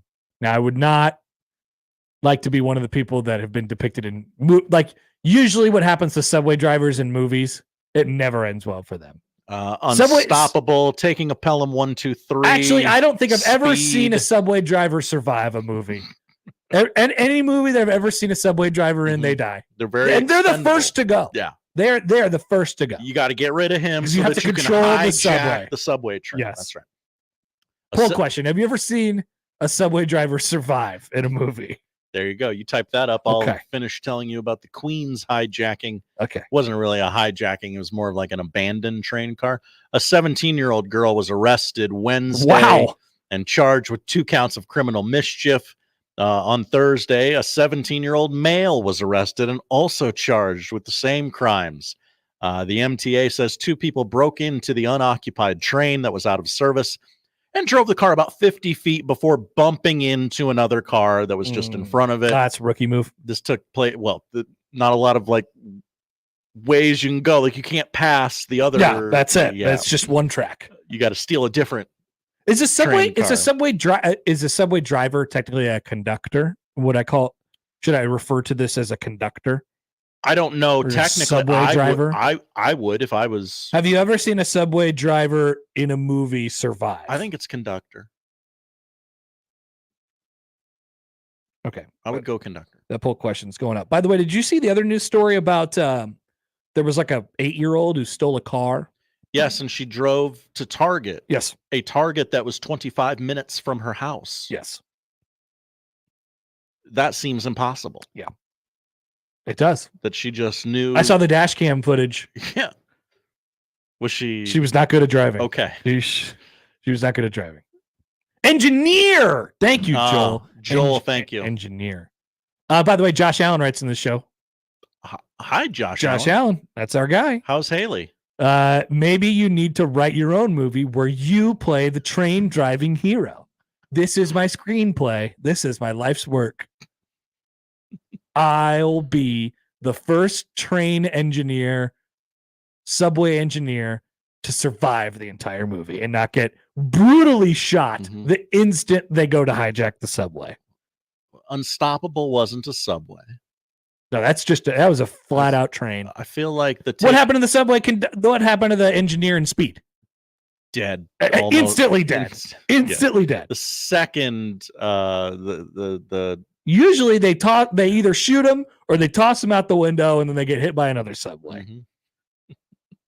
They do. That's what happens to them. I'm sorry.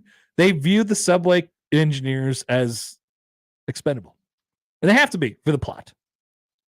I think the taking of Pelham 1, 2, 3, the train driver lived. And no, I don't want the 2009 version of taking Pelham 1, 2, 3, even though it has the world's greatest actor, Denzel Washington. We go to Michigan, the suburbs of Detroit, to be exact. Oh, is this where P. Diddy's at? No. Oh. No. Detroit, really? I was reading some things about P. Diddy during the break. Good things? Well, somebody asked on the text line a question about his cellmate, and I couldn't verify who his cellmate was. But yeah, no, he's in Detroit, like city, like in the city. Oh, he is. Oh, Yeah. okay. But the jail. RoboCop got him. Great. A suburban Detroit library was closed Monday morning. Oh, just kidding. He's in Brooklyn. Okay, that's that not makes in more Detroit. sense. Yeah. He's a New Yorker. Yeah. He famously ran the New York Marathon. Yeah. And then talked about it on TRL with Carson Daly. Yep. He's not in Detroit at all. I don't know why I read that. Boy, the facts are flying here on this show. We have a lot of things to say. Detroit library was closed Monday morning after a DVD case in a return bin was found to be filled with bugs. Bugs. Yes. A Royal Oak Public Library said, hey, the library's closed Saturday, Sunday, and Monday after multiple insects were found inside a DVD case dropped into a book return bin. That's classic. DVD. That's classic DVD. Classic DVD holder case. Why'd we stop trading these things and taking them to They got infested Blockbuster? with bugs. Yeah. Or the disc was always scratched. The disc was always scratched. And they never checked those. They just rented them to you again. No, yeah. Hey, here, you need to clean this or throw it away. It's no good. Yeah. Oh, yeah, sure, whatever. The DVD was returned sometime after we closed on Friday, a library spokesperson said, and before we opened on Saturday. So, nothing outside of the book drop would have been affected, but they did close the library and clean just in case. It reopened around 1 p.m. Monday. The company identified the insects in the DVD case as cockroaches, to be specific. Do they identify as a different bug or something like that? The library wouldn't say what bugs. The pest control company that came out was more than happy to tell the world, yeah, it was cockroaches. Amazing. Scott says that my screenplay where I'm the train conductor and survive the movie and I'm the first person to ever do it. This is my threat level midnight. Absolutely. I write this screenplay. I would watch. I'd be there opening night. I had a whole backstory. Coming back, I have an announcement, Josh. I have an announcement. Oh. You don't know about this. I've kept you in the dark on it, but it's coming up. Also, Matt Rule from yesterday. Matt Rule. Josh, you don't be worried. I'm terrified. Don't be concerned. Okay. Because I have to warn you about something that's going to happen, but you'll be thanking me because I'm warning you. Oh God, are you going to leave for 3 weeks again? No. Okay. Definitely not time for that yet. Back after this on 1620 The Zone.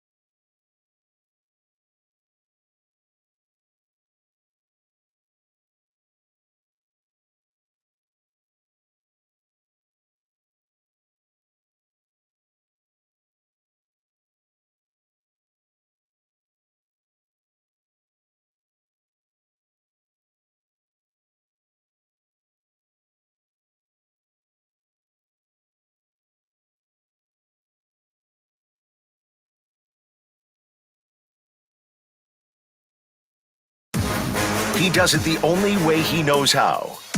With his massive sports brain sprinkled with a smidgen of rabble-rousing. Let's get back to the Connor Happer Show on 1620 The Zone. Welcome back. We've had a fun show today so far. But guess what? The good news is it's only halfway over. Or the bad news, depending on if you're our bosses or not. Oh, wait, that's me. Crap. Oh, yeah. Josh, you have to be concerned about these things. Good show. I guess you are. I am. I got my concern sign. Yep. People are now asking Josh, since you are the boss, you are the person who makes. Actually, I guess this would fall into the jurisdiction of Nick. Yes, this is a video issue. People are now asking us to ban Becky in the chat. I don't know. I don't think she did anything wrong. I don't know if we're there yet. Okay. That's out of my control. I don't know. I don't know That's if out we of want to my set the hands. precedent of blocking someone for being annoying. Agreed. Generally. Yeah. I agree generally with this. Okay, so here's my announcement. Oh no. So every year I announce this. And we are headed right into it this year. I just saw a tweet from a local weather person. Oh no! Did it happen? Regarding Did it happen? something that might happen in the future. This was regarding, when you'll start to see frost and freezes and hard freezes and when you have to unplug your hoses and from your spigots and whatever. Load up your peacocks. So I was looking at some of the kind of extended, 10 to 14 day forecasts for our friends out west. And the good news is that there's a heat wave coming through. Oh, good. But after that, Oh, crap. and before we hit the month of October, I'll tell you this, because it happens every single year. You know what's going to happen. And I just want you all to be prepared for it. It's snow in the panhandle season. And you know what that means, Josh? For the people here in Omaha, Lincoln, Council Bluffs, Fremont, Norfolk, Columbus, even Hastings and Grand Island.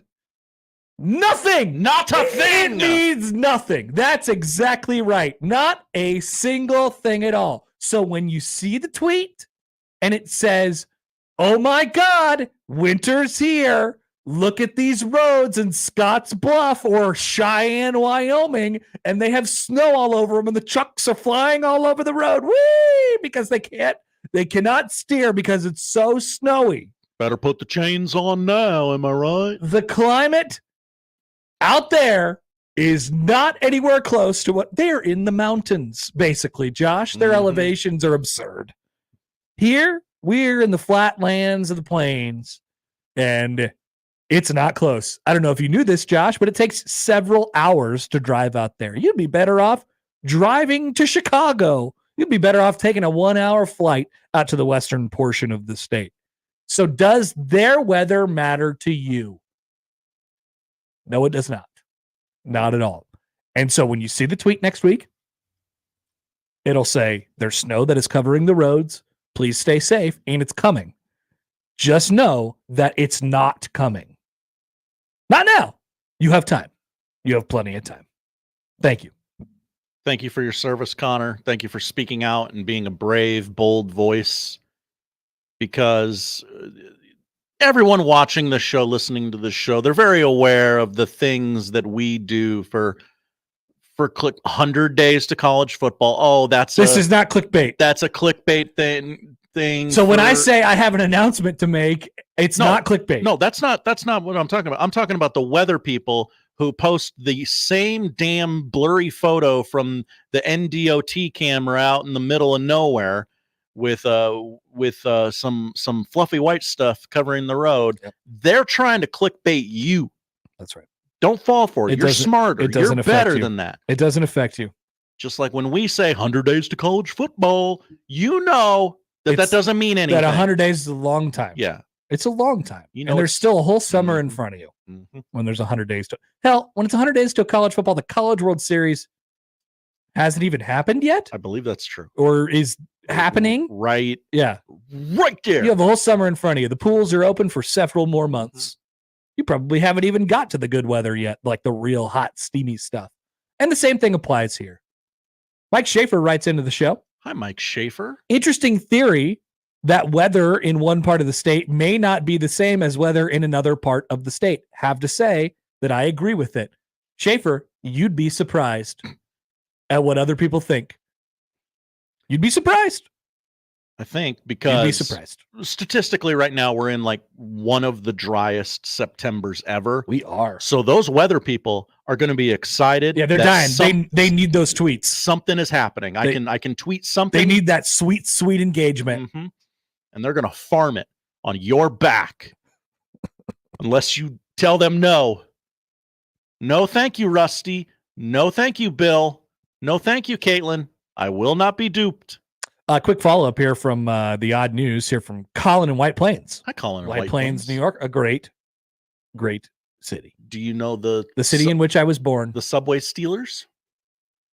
This is regarding the Subway. Stop the steal. So bring back Johnny Carson, Colin writes. It seems that Connor wants to start a zombie apocalypse. A new movie where Connor is a hero subway train driver who has to rescue a group from a mob of zombie Johnny Carsons created from a lab experiment gone wrong. Connor drives the subway train through the throngs of flesh-eating Johnnies, and when the train inevitably gets stopped, Connor has to lead an expedition outside the safety of the train to unload the train so that they can continue their journey to safety. I'm not much of a zombie guy, though.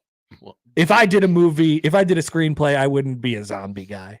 It wouldn't be a zombie movie. I don't know the mechanics of it. First of all, not much to it. Second of all, I understand that you're in the take business, Connor. You can't always keep track of your takes. What did you say? Where did you say it? You're on so many shows. I love talking and say so many things. You need it like you need air.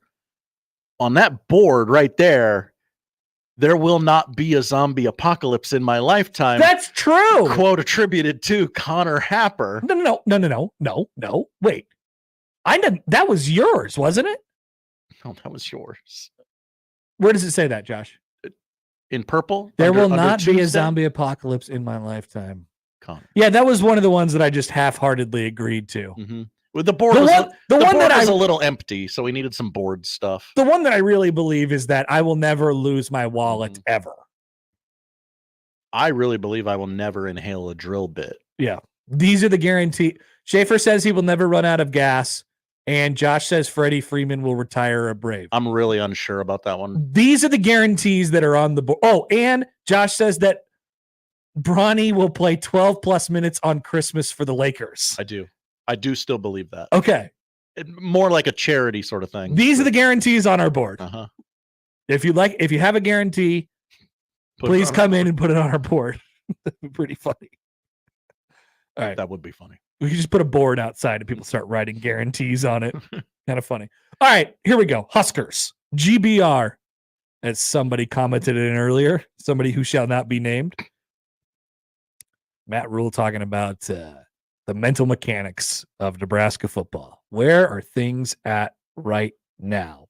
So I touched on this idea yesterday. I think that they have some guys who have been in the program for a long time who want it really, really bad. And that's not a bad thing. But maybe they want it too bad. Here's Matt Rule yesterday. He was asked about some of the voices of leadership in his room and how they get this thing kind of righted and what those voices are like right now. We have a lot of guys. We have a lot of leadership. You know, it's just what should I say? It's we have such good character and we have such good effort and we have such good leadership.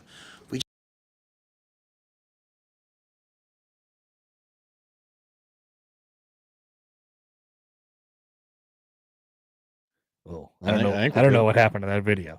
But he was. Did you hear the pause? Did you hear the long pause? That was. How do I word this properly? That was the thing that worried Josh Odson yesterday. Yeah. That was when the light bulb went off in Josh's head and said, "What's going on here? What's happening here?" So he's trying to figure out the right way to say, "I think we got a lot of guys who are doing the right thing." I mean, we have actually 100% of the team is doing the right thing. They're bought into the culture. They're all doing great. They just get into these situations and they put so much on themselves because it's never happened before. And they feel this weight of the state and they feel this weight of think about Ty Robinson and Isaac Gifford and, whoever else. Specifically, I point those two out because they've been around for a really long time. Gifford, who's been around this program for even longer when his brother was here before him, right? He's from Lincoln. He knows it. He's been around it. He realizes how long it's been. And so that guy decides to come back for his senior season, his third senior season or second senior season, whatever it is. And he's like, I think we got the team to do it. And so we got to do it. So I think he feels like the urgency of them. And so you get into these situations. And I thought it was sort of illuminating several times in the chasing threes. They won't do a chasing three after they lose, apparently. But in the chasing three, do you see a chasing three? That's a Wednesday show, isn't it? I haven't heard a peep about it, Josh. I don't think we're going to get a chasing three this week. That's some. Josh is angry again. That's some cowardice. I don't think we're going to get a chasing three. Wow. But you've seen these moments even in the wins where those guys are bringing people together, and I saw and people noticed this on Saturday, and I watched it on my rewatch of the game. Josh, I don't know if you noticed this, but right after Sierra Wright got the strip sack, they were the actor Sierra Wright, the actor. They were the broadcasters were talking over and they were preparing for the next thing, and obviously, talking about what happened and what made that play for Sierra Wright. But they took a camera shot of the Nebraska sideline, and it was Ty Robinson getting in somebody's face over there. And I thought, gosh, that's weird. I don't have a problem with that. Like I don't think that's a bad thing, but I think that's and I don't just to be very clear here, I don't think Ty Robinson is the problem, or I don't think Isaac Gifford is the problem. I just think that those guys have put a lot of weight on themselves. And how that comes out in games, and those guys are leaders and they have leadership stakes in the program. And I don't think Nebraska needs a bunch of people who are hey, let's bring the whole group together and huddle and we'll say some motivational things. I think that's what Matt Rule, as good as he is at that, I think he's actually trying to get away from that idea of hey, we have to get up for big games and the other games are the other games. He's literally trying to say, hey, this game is as big as the other game, even though he knows it can't be true. It can't be that way. Look at the difference between Colorado and Northern Iowa and then Illinois, right? But when you ride this emotional wave and you're trying harder sometimes and you're whatever, that's when you get into these situations. And so I want to play one more from Rule, kind of admitting yesterday that Nebraska has these, they get tight late in games. Here's Rule. Hopefully it doesn't freeze. A way to get our team to, when the game gets tight, not get tight, but enjoy the battle and enjoy the competition. And just felt really tight out there, in the second half. Except for some guys, Dylan doesn't feel tight. He's out there running around. Let's go play. These wrong. I'm sorry. They just freeze out. Look at them in our thing right now, Josh. They just freeze out. I might try to upload those again later. But he said, Dylan doesn't. He just goes out and plays, right? And so somebody asked earlier on the text line or something like that, one of the ways that you can get in touch with the show. Many ways. And because there's many ways, including the YouTube chat. Spicy. Josh is enjoying this. Muy caliente. Please proceed. He's enjoying this right now. So somebody asked earlier something along the lines of these guys weren't they don't feel the burdens of what Nebraska didn't do in 2012 or 2015 or 2018. These guys are all new players. How does this work? And it connects through generations. Yeah. It connects through generations. This is and it's quicksand, man. Every time you try and get out, it just goes deeper and deeper and deeper. So you can't try and what's the trick with quicksand? I don't know. I've never experienced quicksand. I'm not actually sure that quicksand is a real thing, but I was always told, don't do anything. Don't move. They fall in love with like the program, and they're so they love it. They love it. That's not the problem. Right. Yeah. Right. They're on campus. They're going to the volleyball. They're going to the basketball. They're men about town, if you will, and they want it so bad because it becomes ingrained in them. They care about it so much. It is beaten down. The history of this place is beaten down into them, and some of them sometimes are forcing it. And now they feel like, and now this might add an extra layer. I think they feel like they're good enough. We're right there. We're right there. So then you get into this Illinois game. One play, we're there. So then you get into this Illinois game, and you say, "Well, why didn't it happen? We should have won. We're good enough. We were better, or we perceived to be better, whatever it might be." This Patrick Mahomes cosplayer is pretty good. Right. He's very good. Very good. So I think we have I don't know. Rule has shown in his short time here so far that they've been really good at responding to things. And I appreciate the way Rule sort of talked about it yesterday, the tone in which he talked about it, which was, hey, okay, this is a problem. Let's identify it and let's work through it. But he also admitted, he said, the only way to get through it is just do it. Right. We just have to win one. We have to win in a game like that. I need everything to become muscle memory for you so that you're not thinking when you're out there. You're just doing what your training has told you to do. I have great faith that they'll play hard. They'll play with that edge this week. Tony White talked about it today. I've seen the quotes out there already. Like, play with that edge. But there will be a time coming very soon where Nebraska's in a situation just like they were on Friday night against Illinois.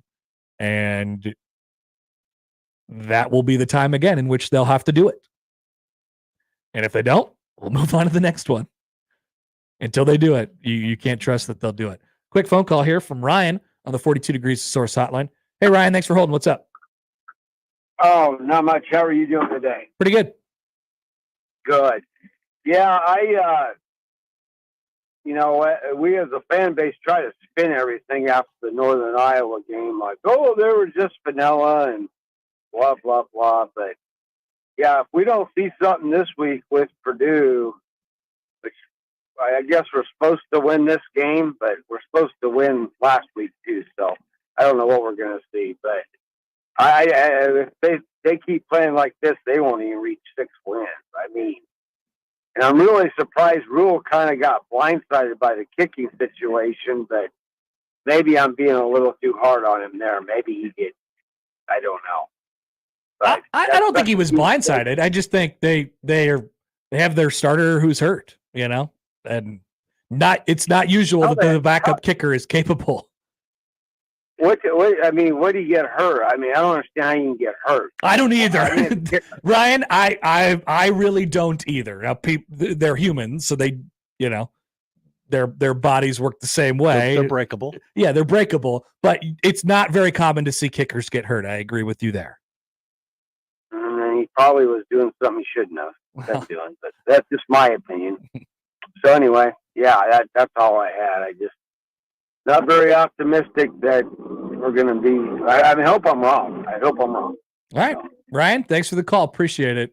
All right, let's just fold the program, shall we? Yeah, like I said, I think they're going to respond fine, and it's like their quarterback is so good. He's so good. He's so good. Generational. I'm ready to say it. And their defense has mostly been good since Rule's been here. Right? I mean, we can all agree that.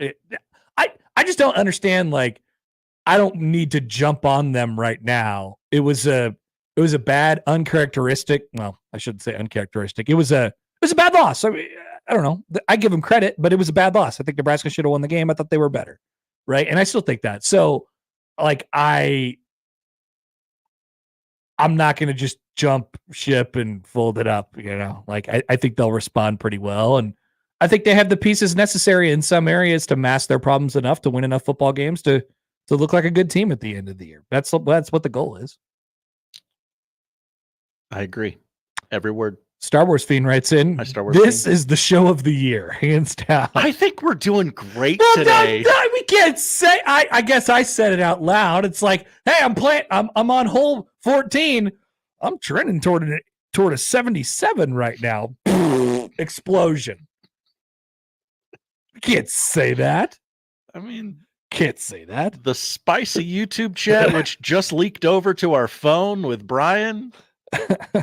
You can't come on the radio and say Nebraska's going to win. Come on. Texter saying they didn't hear Matt Rule on the app. Well, we didn't really hear any of the Matt Rule thing either. It's the same stuff he said yesterday. You didn't miss anything. Yeah. All right. We'll be back after this. It's time for NFL reaction, overreaction. I got some things to say. On 1620 The Zone.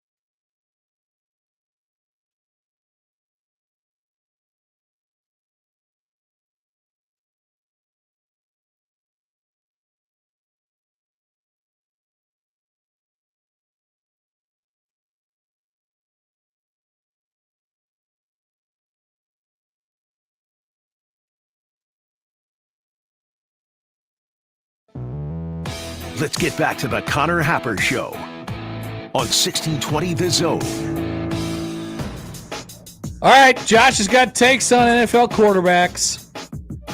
They all suck. We're in week 3. We can make some sweeping proclamations about things. That's why we do NFL reaction, overreaction. Damn right.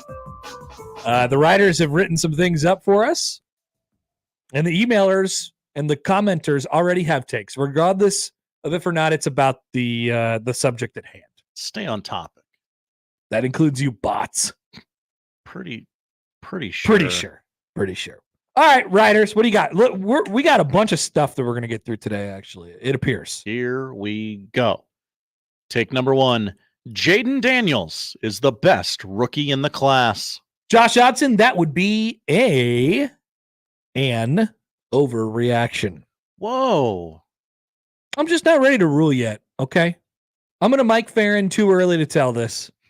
All right, so I'm also trying to, I did not think that he would at any point look the way he has.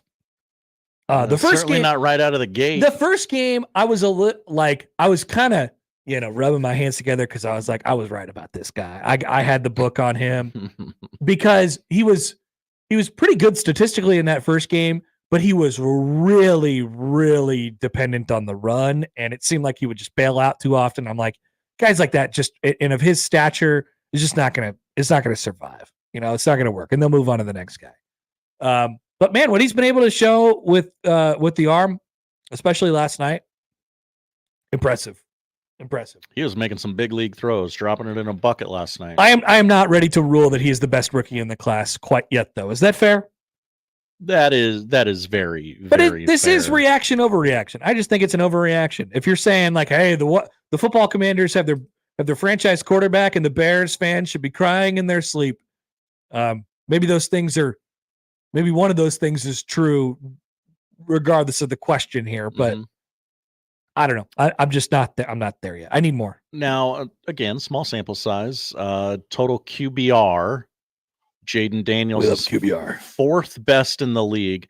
I'm going to go ahead and take Andy Dalton out of that list. He's at number 2. He was very good in that one game. Just going to go ahead and pluck that out. So Josh Allen, Sam Darnold, Derek Carr, Jaden Daniels. All quarterbacks are terrible. We'll get to that later. I'm with you. I'm not ready to rule on this one yet. Thank you. Feels premature. Sorry, we were supposed to overreact, but Right. I'm reacting to your guys' overreaction. You guys have it covered. Take 2. The Bears should have stuck with Justin Fields. Okay, this is something where I'd listen, right? I don't think what I am not saying that Caleb Williams was the wrong pick, right? I think Caleb Williams was the right pick. I would have picked Caleb Williams at number 1. I still think he's the best guy in the class. With that being said, you had a decision to make before you had the opportunity to draft Caleb Williams, and that was what to do with Justin Fields. And you could have traded that number 1 pick.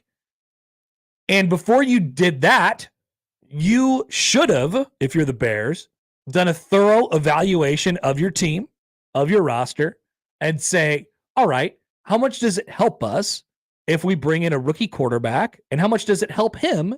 Are we ready to put that guy in a position to have success? Are we ready to put him in a position to have success? And I think they thought, oh, well, we got DJ Moore, we got Keenan Allen, we put some guys around him. We've always been able to run the ball, kind of, but mostly inflated by the fact that they had Justin Fields. And maybe they did, and they said yes. But it's not worked. It's not worked so far. Not to say that it won't, but it's just really hard when you have this rocky of a start to your career to get back off the mat. I'm worried about him. I'm willing to listen on this. I don't think this is an overreaction. I'm willing to listen on this. The common denominator between Justin Fields and Caleb Williams' time in Chicago is that they were both running for their life. 100%. I'd like to see what it looks like with a competent offensive line. Anybody would. If only we knew someone who used to coach the offensive line for the Chicago Bears. Donnie? Assistant. Assistant to the offensive line. He was coach. yelling at him. Don't get me wrong. Donnie. He was there. Donnie. I'm willing to listen on this. I don't think this is this. I'll listen. In looking at it, hearing it sounds outrageous. Look at Justin Fields. He's in a better situation now. He's playing competent all right. organization.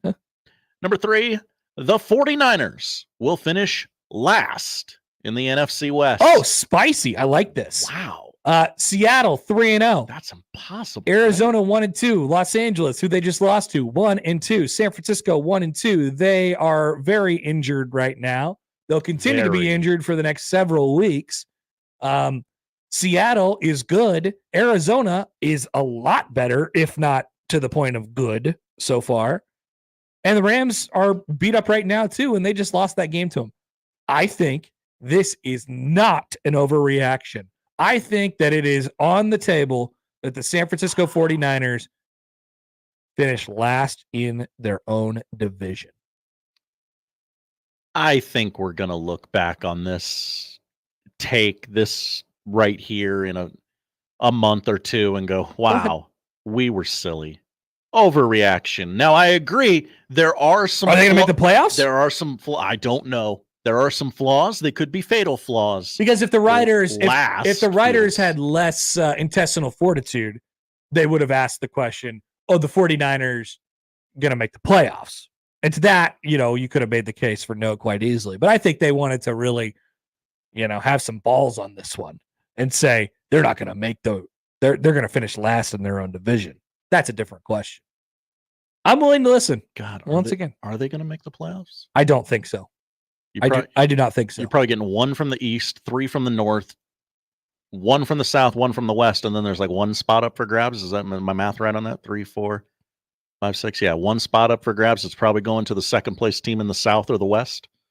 You just said a lot of directions. I did. I'm not sure what you just said. Just say you were right, Josh. Sure. You didn't say the words though. Minnesota, Detroit, Green Bay, winner of the East. Who winner of the know. South. Yeah. And then Seattle, Arizona, or LA. Yeah. Yeah. I don't know if that's what you said, but I agree with you if that's what you said. Okay. Number 4. Yes. Bryce Young will not start another game for the Carolina Panthers. Yeah, unfortunately, this is a reaction. Right. Yeah. Yeah, it's over. It's over. It's done. Sad. He got 17 games, 18 games. It's over. He can't go back there. Hopefully he can find another place, fight for a starting job. He'll come back in when Andy Dalton gets hurt this year, and then he'll play poorly, and then they'll trade him for a future 6th after the season to the Raiders. Great take. And they seem to be dabbling with making a change. Yeah, and that will be it for him in Carolina. Titans. And he'll probably have some mild success. Titans, don't do this. They're going to dangle Bryce Young in front of you. Don't take it. Just crater. I can't wait. Bottom out. I'd be excited to see what would happen with him in any other organization. Any other. Take number, I can't count that high, 5. Yeah, we have 8, 7 today. Oof. The Vikings are a Super Bowl contender. Overreaction. It's got to be, right? Defense, awesome. Offensive playmakers, awesome. Quarterback, not awesome. You're just not a Super Bowl contender when you don't have a great quarterback. I'm sorry. It's just these are the rules. Yeah. They're going to make the playoffs. They're going to be one of the, they're probably going to rip off 13 wins. They're really good. But you can't win the Super Bowl with Sam Darnold. You can't. I'm sorry. It's not allowed. That defense. I wish you could. It would give a lot of hope to a lot of other people in this world. But you can't. I'm sorry. That Brian Flores defense is masking a lot of things. It's helping them stay in games to where Sam Darnold can pick and choose his spots and throw to great wide receivers. I wish I could say that they could do this, but they can't. It's very sad. Doesn't feel super sustainable. Take number 6. Trevor Lawrence will be fine. Overreaction. He sucks. They suck, and it's bad. That's the story on that one. So bad. I mean, he can't do anything. Yeah. I mean, oof. Well, last night it kind of snowballed on him, but like, no, he doesn't have the infrastructure around him, and then he's not living up to it. The bill either. It's just not. That's not good. They just. I don't know paid what him, happened right? to them. I don't know what happened to him. They were trending up and up. Is this a Doug Peterson thing? He just cratered. He cratered. Josh Allen isn't Josh Allen People anymore. were putting him up there with the dudes of the league, and they were like, "Oh yeah, he's coming. He's coming. He might lead tier 2 if you're tiering your quarterbacks. He is not coming.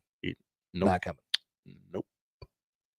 Which is amazing, given how his whole time at Clemson was like, oh, he was like in that Andrew Luck sort of, yeah, this is just absolutely a Hall of Fame quarterback. Yep.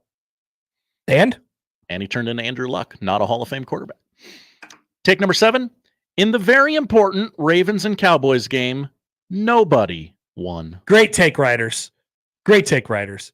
I watched this game. I'm kind of with them on this. I watched this game, and I thought, oh, this is so bad from the Cowboys. And then they came back, and I thought, oh, classic this Ravens. is so bad for the Ravens. Mm-hmm. And so I actually, it's two perceived good teams with their backs up against the wall in an important early season matchup.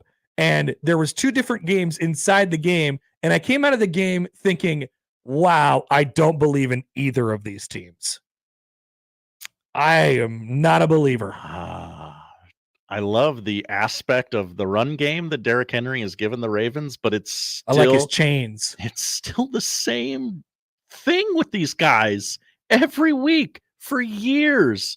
Have a lead, blow a lead, and not really look as dominant as your roster on paper is. I know. Mark Andrews, is he okay? I was just about is to he ask alive? I'm not sure. Mm-hmm. My fantasy team is wondering the same thing. And it's not good. Boy, that NFC East. The Giants are a tire fire. The Eagles hate each other, and the Cowboys might be imploding before our very eyes. By the way, here's your line of the week this week. Line of the week. Sunday night, the Buffalo Bills travel to Baltimore. Why in the absolute hell are the Baltimore Ravens 2.5-point favorites? Ooh. I'd like to put my house up for this game on the Buffalo Bills. You're telling me the Buffalo Bills just have to make it close? They don't even have I'm to telling win? you that the Buffalo Bills are going to win this game by 2 touchdowns. Oh, it is. Yeah. What's going on here? I don't know. I have no idea what's going on. What do you know, Vegas? Yeah. Well, the Bills are the best team in the NFL right now. Right now, yep. Yeah. The All fighting Brian Munsons. Yeah. All right. That's NFL reaction, overreaction. Thank you, writers. Good job, writers. Today. You can go back to your dirty couch and your Cheetos. Exactly. That's what writers do. Mm-hmm. We'll be back. We're going to do a quick segment. We're going to be running late here on Mr. Bigelow. Our apologies. I'll send him a text. We'll be back after this on 1620 The Zone.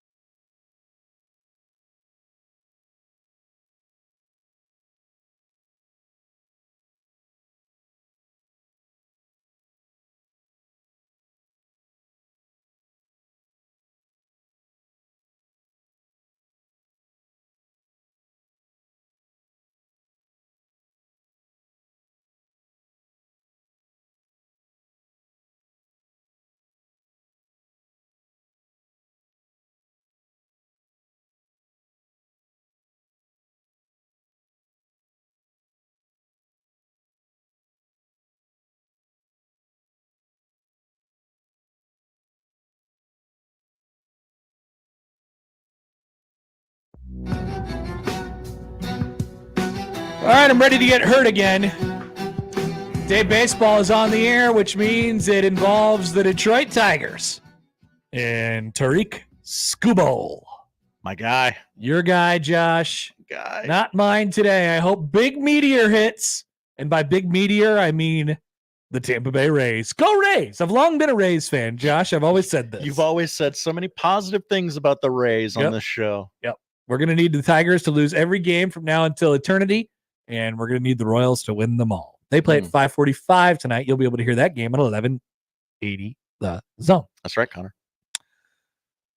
Sunday's NCAA volleyball match made history on ABC, according to ESPN PR. Oh, really? 684,000 viewers. Not that we're TV ratings guys.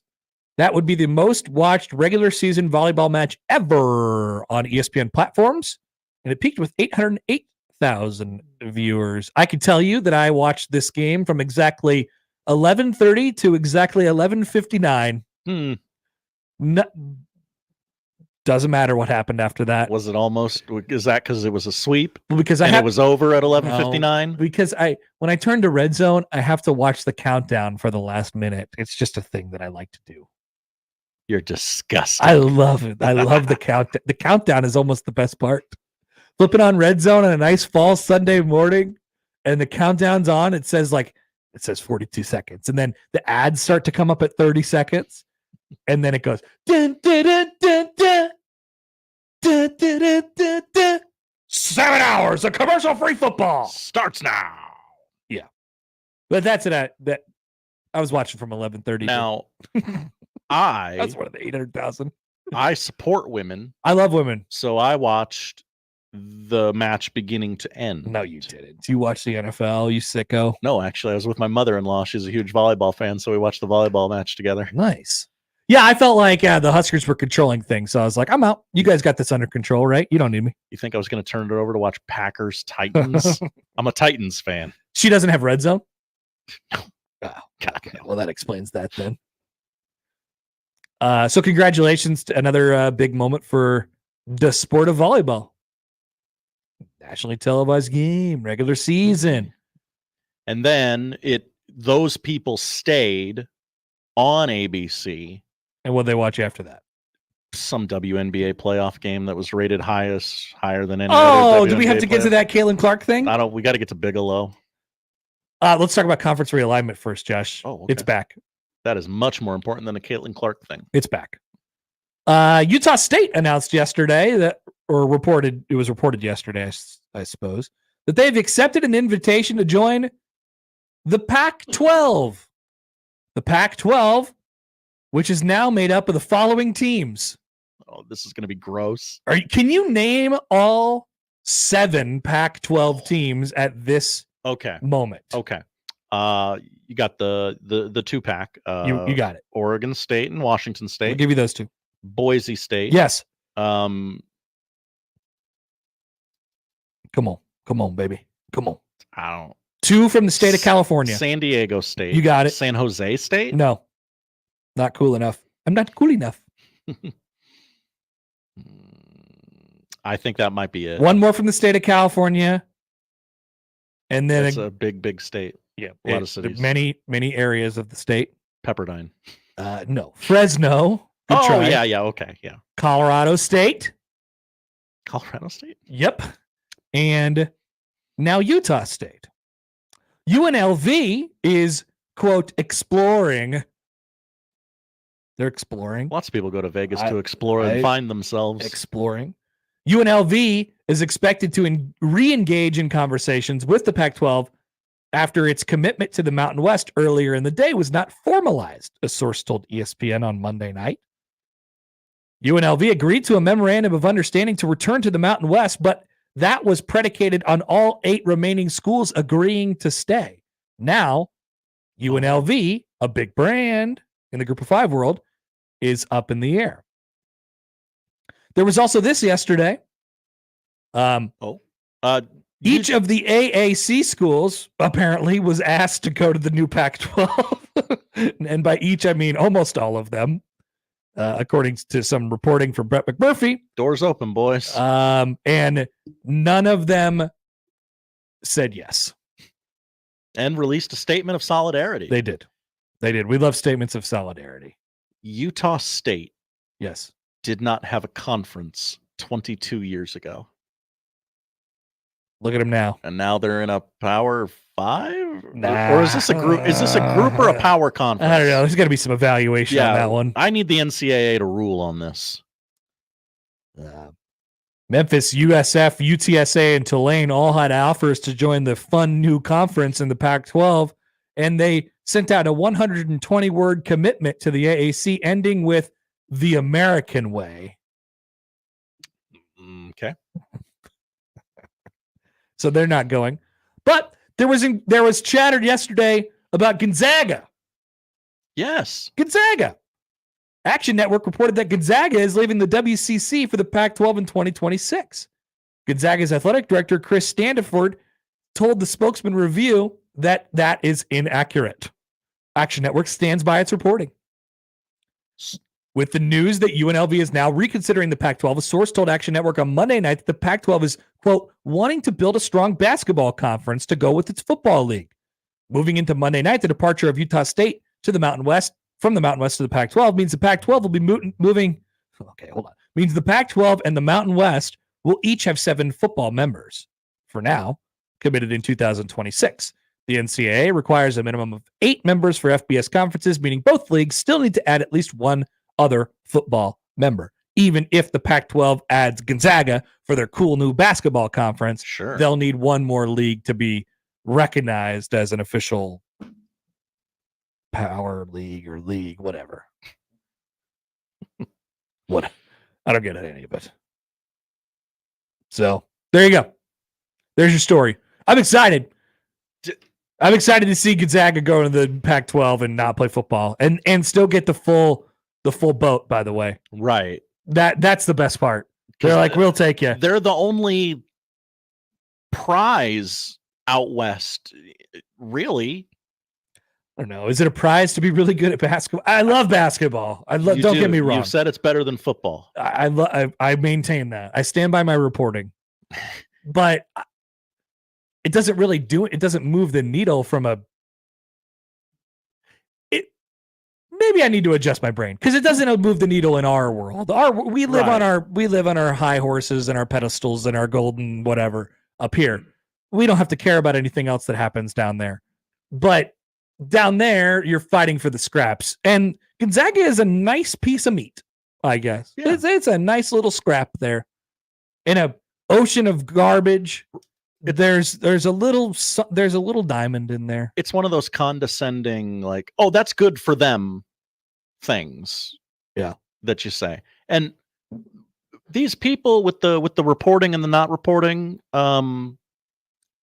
if Brett McMurphy's reporting is so inaccurate, explain why it is inaccurate. Is it inaccurate because those conversations aren't happening at all, or they're not the truth yet? They're not as finalized as Brett McMurphy has reported them to be. I would imagine that it's a little bit more of that, Josh. Seems that way. So don't come out here and be like, "Oh, that's not true." Like, you people are too tied in with your announcements. Like, "Oh, our announcement needs to be the announcement. It's where everyone needs to hear it." No. Yeah. Get wrecked. Yeah. Like Gonzaga's trying to hold a little bit of their leverage with their own. I don't know. Whatever. I don't know why. It's all a stupid game. Also, I'm reading about Utah State. I'm learning Mitt Romney's family used to coach the Aggies in the 20s, 30s, and 40s. How about that? How about that? Really weird over there. Jeff writes in. Hi, Jeff. Sneaky School of Rock reference. I appreciate that. Thank you. I'm glad somebody noticed it. We're back after this with Jacob Bigelow on 1620 The Zone.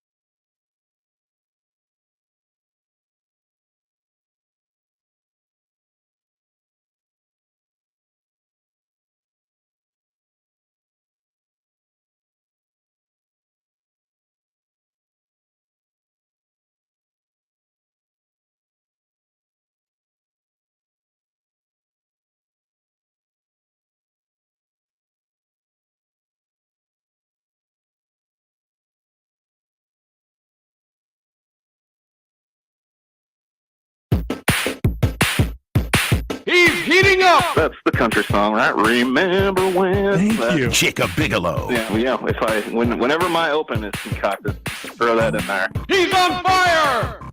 Jacob Bigelow, Huskers Illustrated, on the Connor Happer Show, on 1620 The Zone. Boom shakalaka!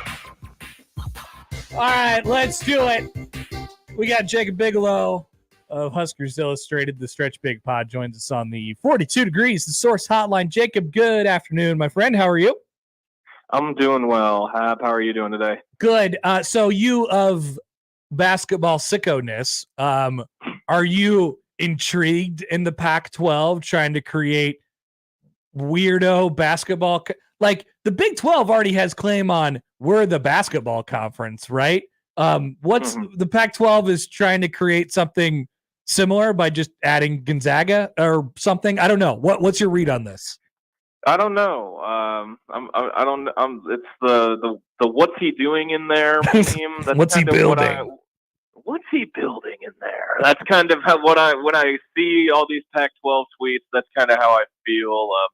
As a card-carrying member of the Mountain West Basketball Sickos Association, as discussed on my podcast plenty of this summer, look at how they're massacring my boy, the Mountain West Basketball. They are, but they split it straight down the middle. They did, we talked so much. I talked so much Mountain West basketball this summer that I may have led to the death of the Mountain West.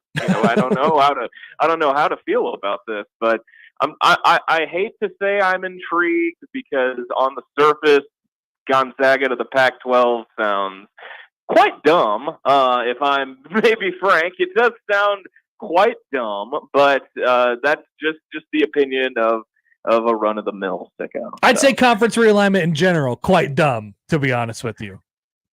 Yeah, and this whole, you thought the Pac-12 was over, being wildly irresponsible with money, the whole, we're going to have a guy who used to run a casino, and then before that it was Larry Scott. They like to throw money at things, and then the McMurphy thing drops yesterday with Gonzaga is going to get a full revenue share, and they don't even have football. I'm like, that makes no sense. Nice. So that whole thing sounds like Banana Land, wherever the Pac-12 headquarters is now. So that's just going on over there in September. But I hate to say I'm intrigued by it, but I am. Jacob, I want to ask you. So we're talking about Friday Night Football earlier, and it's my prediction that you're going to continue to see Nebraska in these games. They've pretty routinely, as a member of the conference, had a road game. And this year now they get a home game, and all of a sudden it gets over 4 million people that watch it. It's the most watched thing on TV on Friday. I think that'll probably, tip off some executives to say, what if we put brands there and put it in and put some stakes attached to it? People are going to watch it. What did you think about the whole thing, the Friday night kind of experience? And did you think it was that bad for all the consternation there was about playing college football in Lincoln on a Friday night? I didn't think it was that bad. I think the consternation and hand wringing was a little quite overblown, but overblowing things that never happens around here. That would never happen.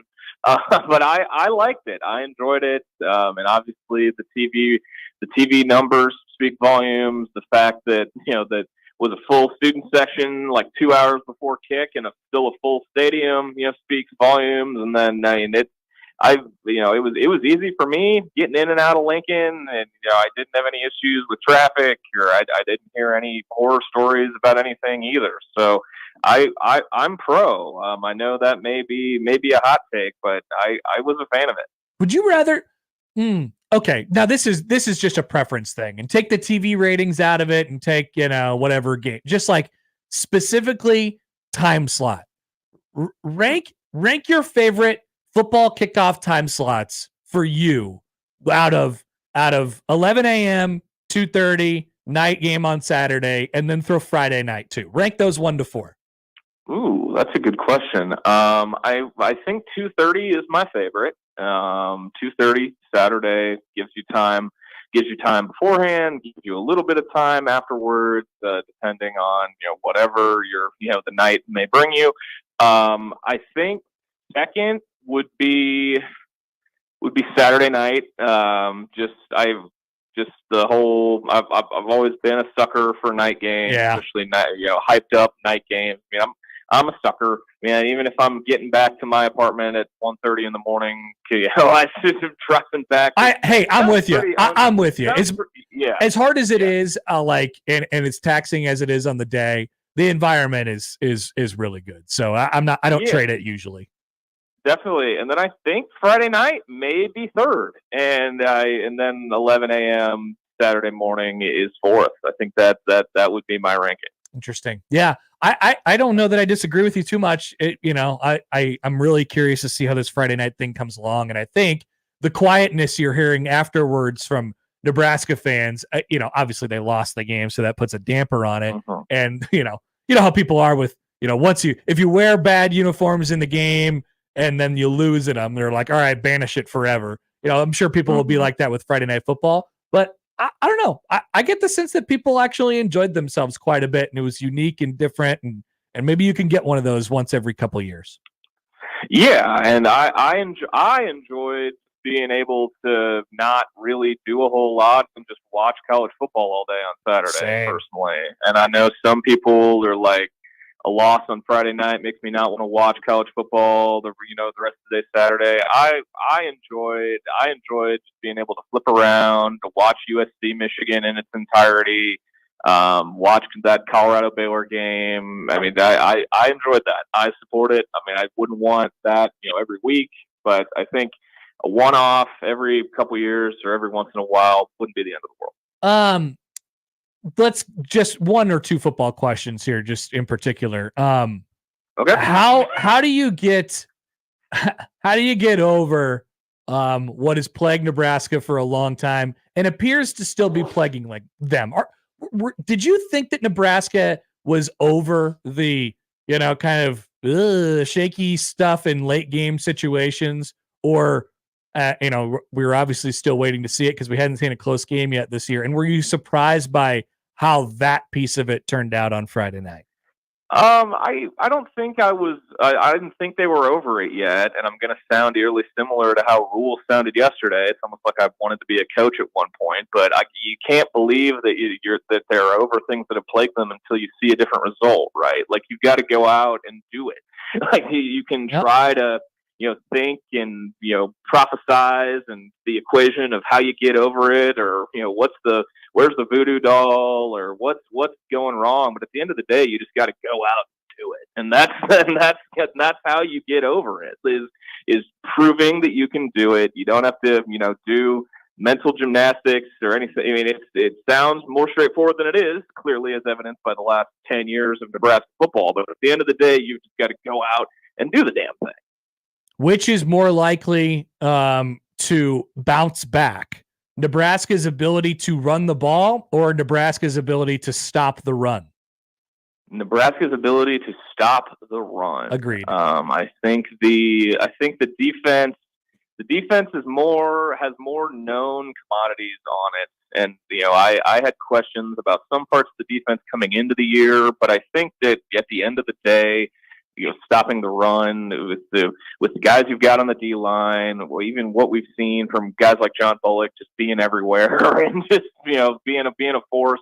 I think that's more likely to bounce back. Yep, I'm with you. Jacob Bigelow, Huskers Illustrated. Did you take anything from Fred basketball stuff today? You weren't at this, correct? I was not. I was the Squidward looking out the window team for the open portion of practice, and Fred's up at the podium right now. So I was the Squidward looking out the window meme for all of that today. So you've watched all the random videos of guys just jogging around and dribbling around, I assume, like the Zapruder film.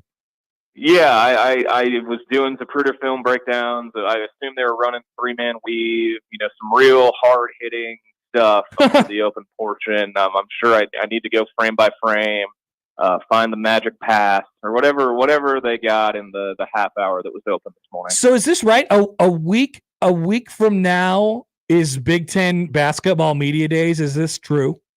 A week from tomorrow, yes. Oh my God. Chicago, yes. Are you? And you will be in attendance for this?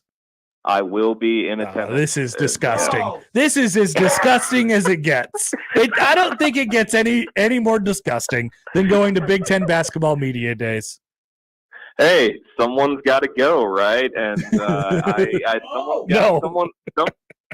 got to go. I mean, I will, I will gladly, there's not just Nebraska stuff to ask about. There's Omaha guys to ask about how Frankie Fiddler's been in East Lansing. Talk about St. Thomas at USC, Will Kyle at UCLA. I mean, there's multiple points of interest for me. I'm not just going to, be the sickos meme, except instead of looking in the window, I'm looking into a Portillo's. Like, that's not the only reason I'm going.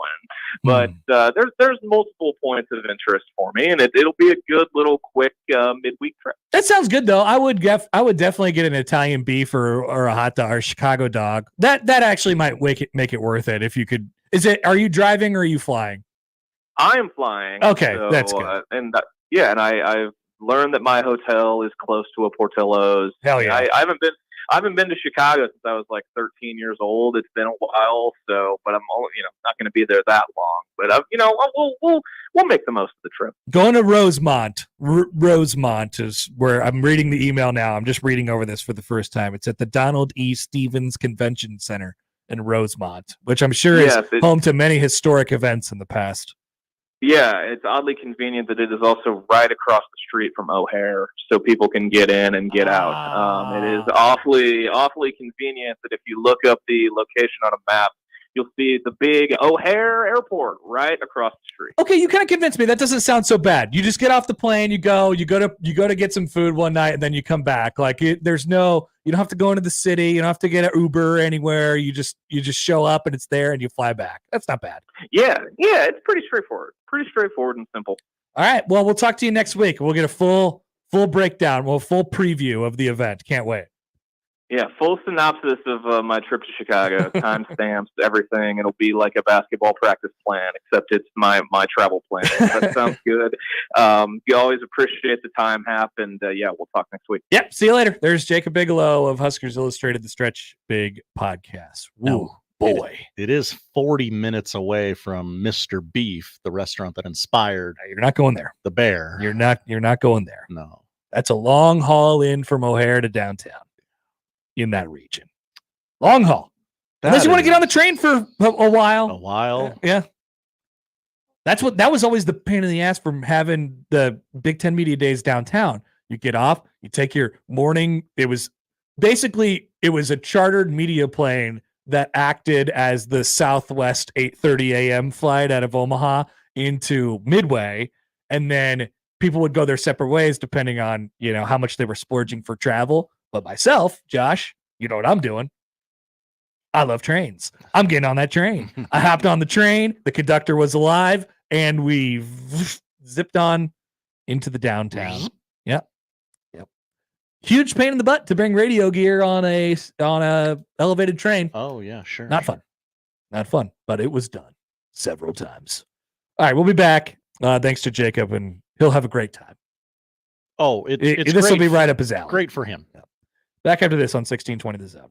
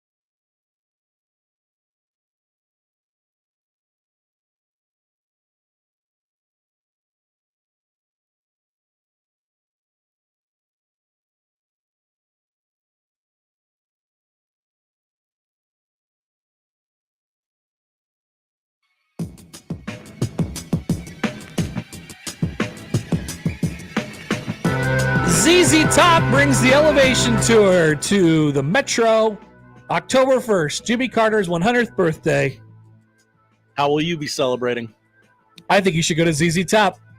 I think Jimmy Carter probably loved ZZ Top when he was 80. Back in the day.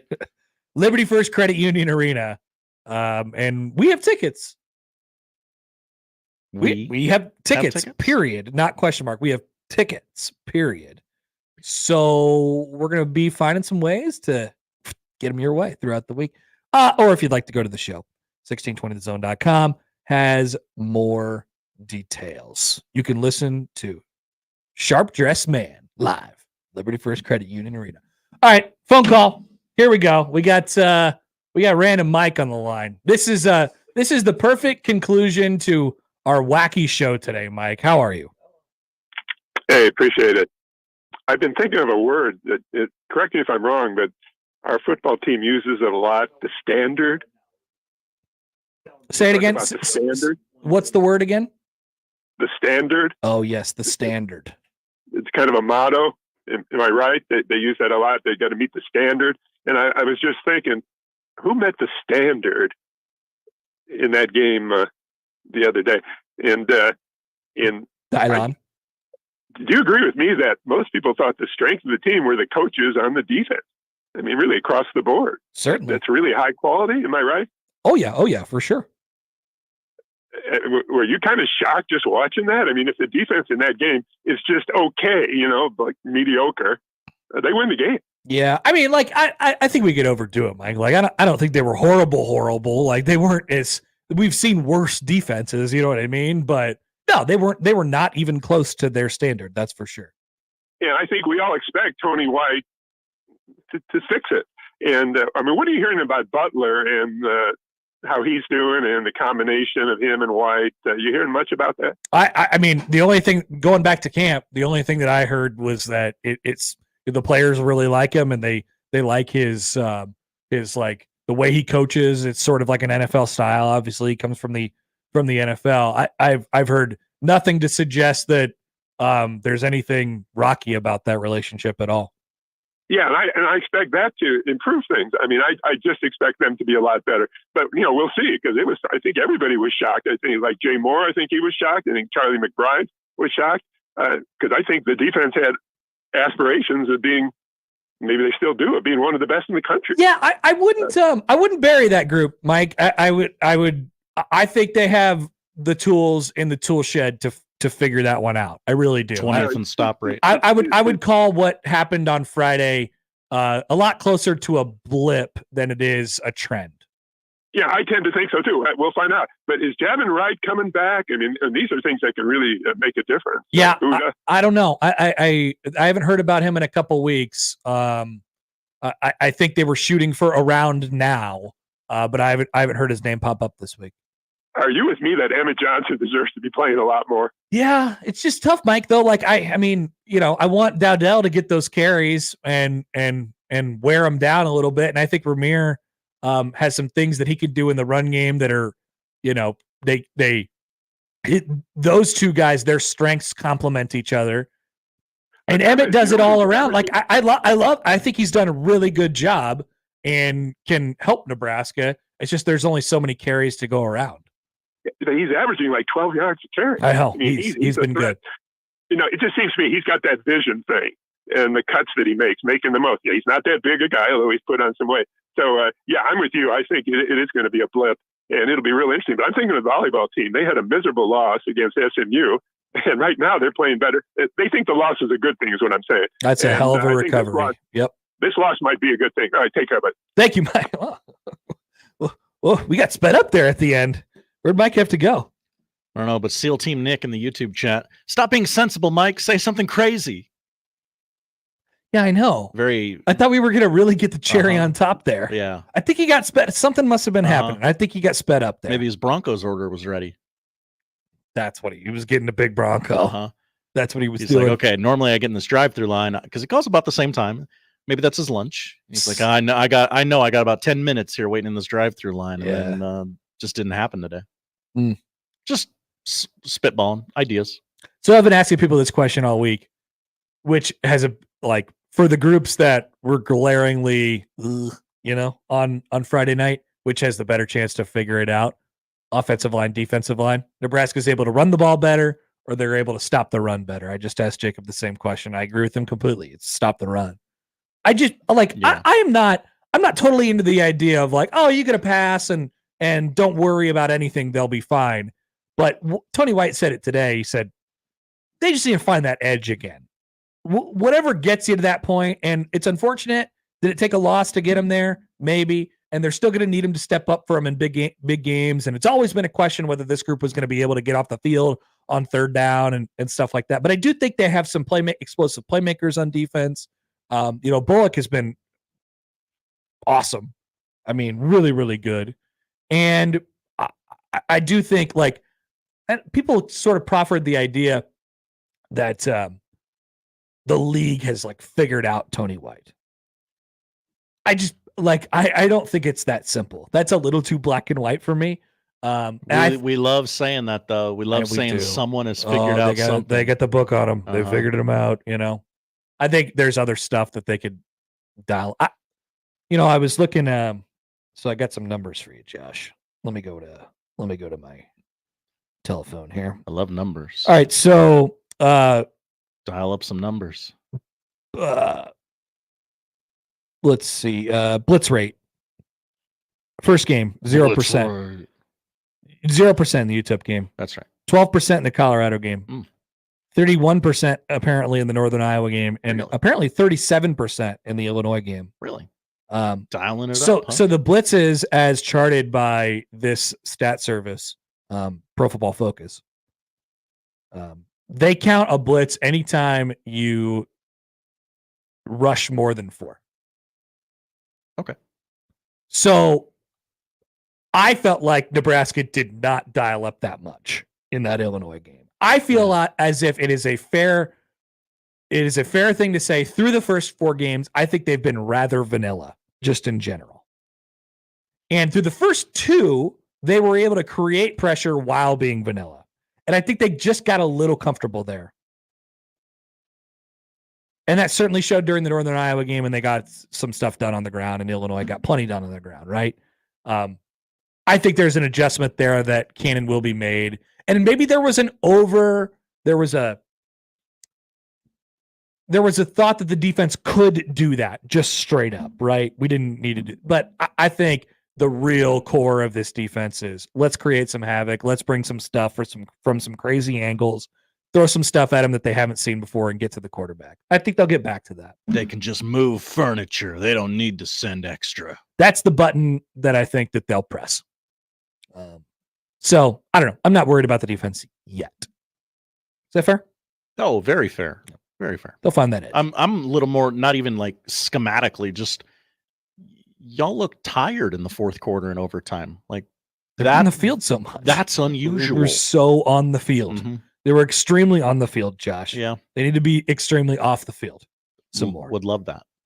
Back after this, we have poll questions. We'll tell you what to watch on 1620 The Zone.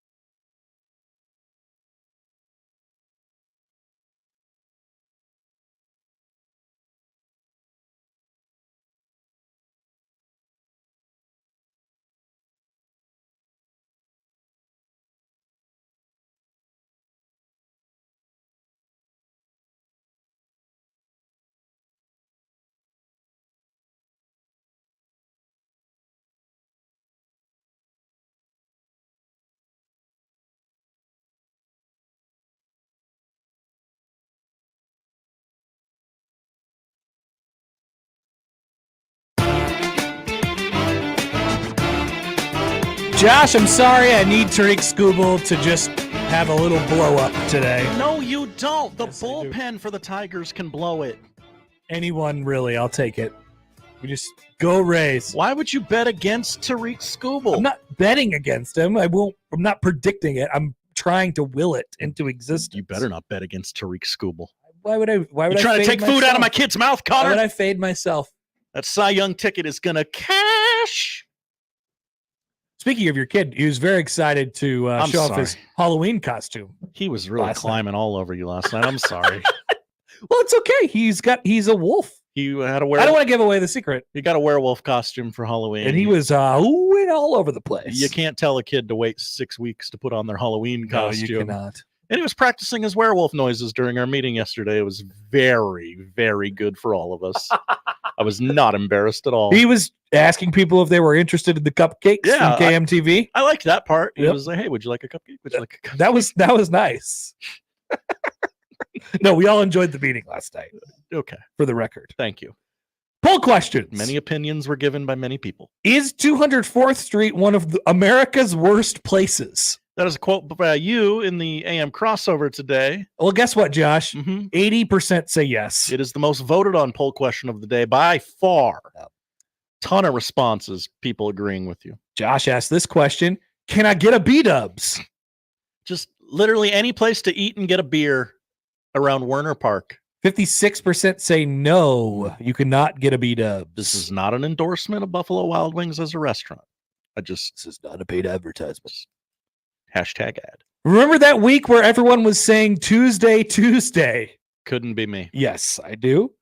83% say no. Hell yeah. They don't remember that week. It wasn't that long ago. It was probably less than 90 days ago. Hell yeah. Have you ever seen a subway conductor in a movie survive? Nothing comes to mind. 68% say no. And finally, did Jimmy Carter love ZZ Top when he was 80? Now keep in mind, this would have been in 2004. Little after ZZ Top's time. I'll say yes. ZZ Top's time is ongoing, for the record. Oh, they're forever. They're a legacy act. 89% say yes, by the way. So there you go. I How do you like those apples? I like the visual of, hey, can you kids pull up ZZ Top on my iPod Mini? I don't. 04? It was iPod Minis in 04? I don't know. I don't think Jimmy Carter probably had it. No, never. All right. There's another poll machine. question. Did Jimmy Carter ever have an iPod? That's okay. We can skip that one. Josh, those are the polls. What are we watching? We're watching baseball. Tariq Skubal is pitching for the Tigers. Yeah, and he should lose. They're hosting the Rays right now on MLB Network. And then you got a TBS doubleheader. You remember when they were going to trade him because they were tanking? That's and right. And now they're going to make the playoffs and he's going to be their horse? That's right. This sucks. Orioles Yankees 6 o'clock on TBS. Mathematically, the Orioles can still catch the Yankees, but they are 6 games out. Seems unlikely. I hope they lose every game too. Orioles are the number 1 wild card. I think they got like a 4-game lead there. So everything seems set. Just for fun, I hope everyone else loses. Always fun. And then the Padres are in Chavez Ravine tonight, taking on the Dodgers at 9 o'clock, also on TBS. Padres are 3 games back of those Dodgers for first place in the NL West. Josh, this could get interesting. Let me tell you one more thing. Oh, okay. I love you, but I would like your Braves to lose too. Whoa! I don't need them to be playing for something this weekend. We don't need that for our relationship. Why don't you just lay down in front of the train for me? Okay. Why don't you just take one for the team? It'd be better for all of us. If they just lost, we're eliminated, and then the Royals and Braves didn't have to play for a single thing this weekend, and our relationship would remain intact. Sounds good. Thanks. Handshake. I'm worried about that possibility. A couple of WNBA playoff games, 6:30 and 8:30 respectively on ESPN. Atlanta and New York. New York has a 1-0 lead, followed by Seattle and Vegas. Vegas also has a 1-0 lead. 3-part docuseries premiering on Prime today. Evolution of the Black Quarterback. Patrick Mahomes, Jalen Hurts, Cam Newton, Dak Prescott, Russell Wilson, Donovan McNabb, James Shaq Harris, Warren Moon and Doug Williams are featured. Michael Vick Marlon Briscoe? hosts. He is not listed. Interesting. 9:00 tonight on FX and Hulu. Another episode of American Sports Story. Aaron Hernandez struggling with hidden temptations. Let me editorialize and say that he was gay. This show is obsessed with the fact that Aaron Hernandez might have been gay. Aaron seeks help from an unlikely source. And then finally on Netflix, you had no comment to that? Ellen DeGeneres, For Your Approval. Speaking of gay, in the final comedy special it's very known. In the final comedy special of her career, DeGeneres addresses her tarnished public image. Hear what Dylan Raiola said about the standard. The standard is to be acknowledged, but not to be celebrated. I don't know what that means here. Just think about it. You saw our chat. Just think about it. She also talks about the world of raising chickens and parallel parking. That's it. That's it. Yes. Okay, that's good. Felt Show's like a over. good- Congratulations. We threw a perfect game today. We really did it. It's over. We did it. We can say it. That's the show. If you missed anything, and you missed a lot, if you missed something, 1620thezone.com is where you can find it. The crossover is next.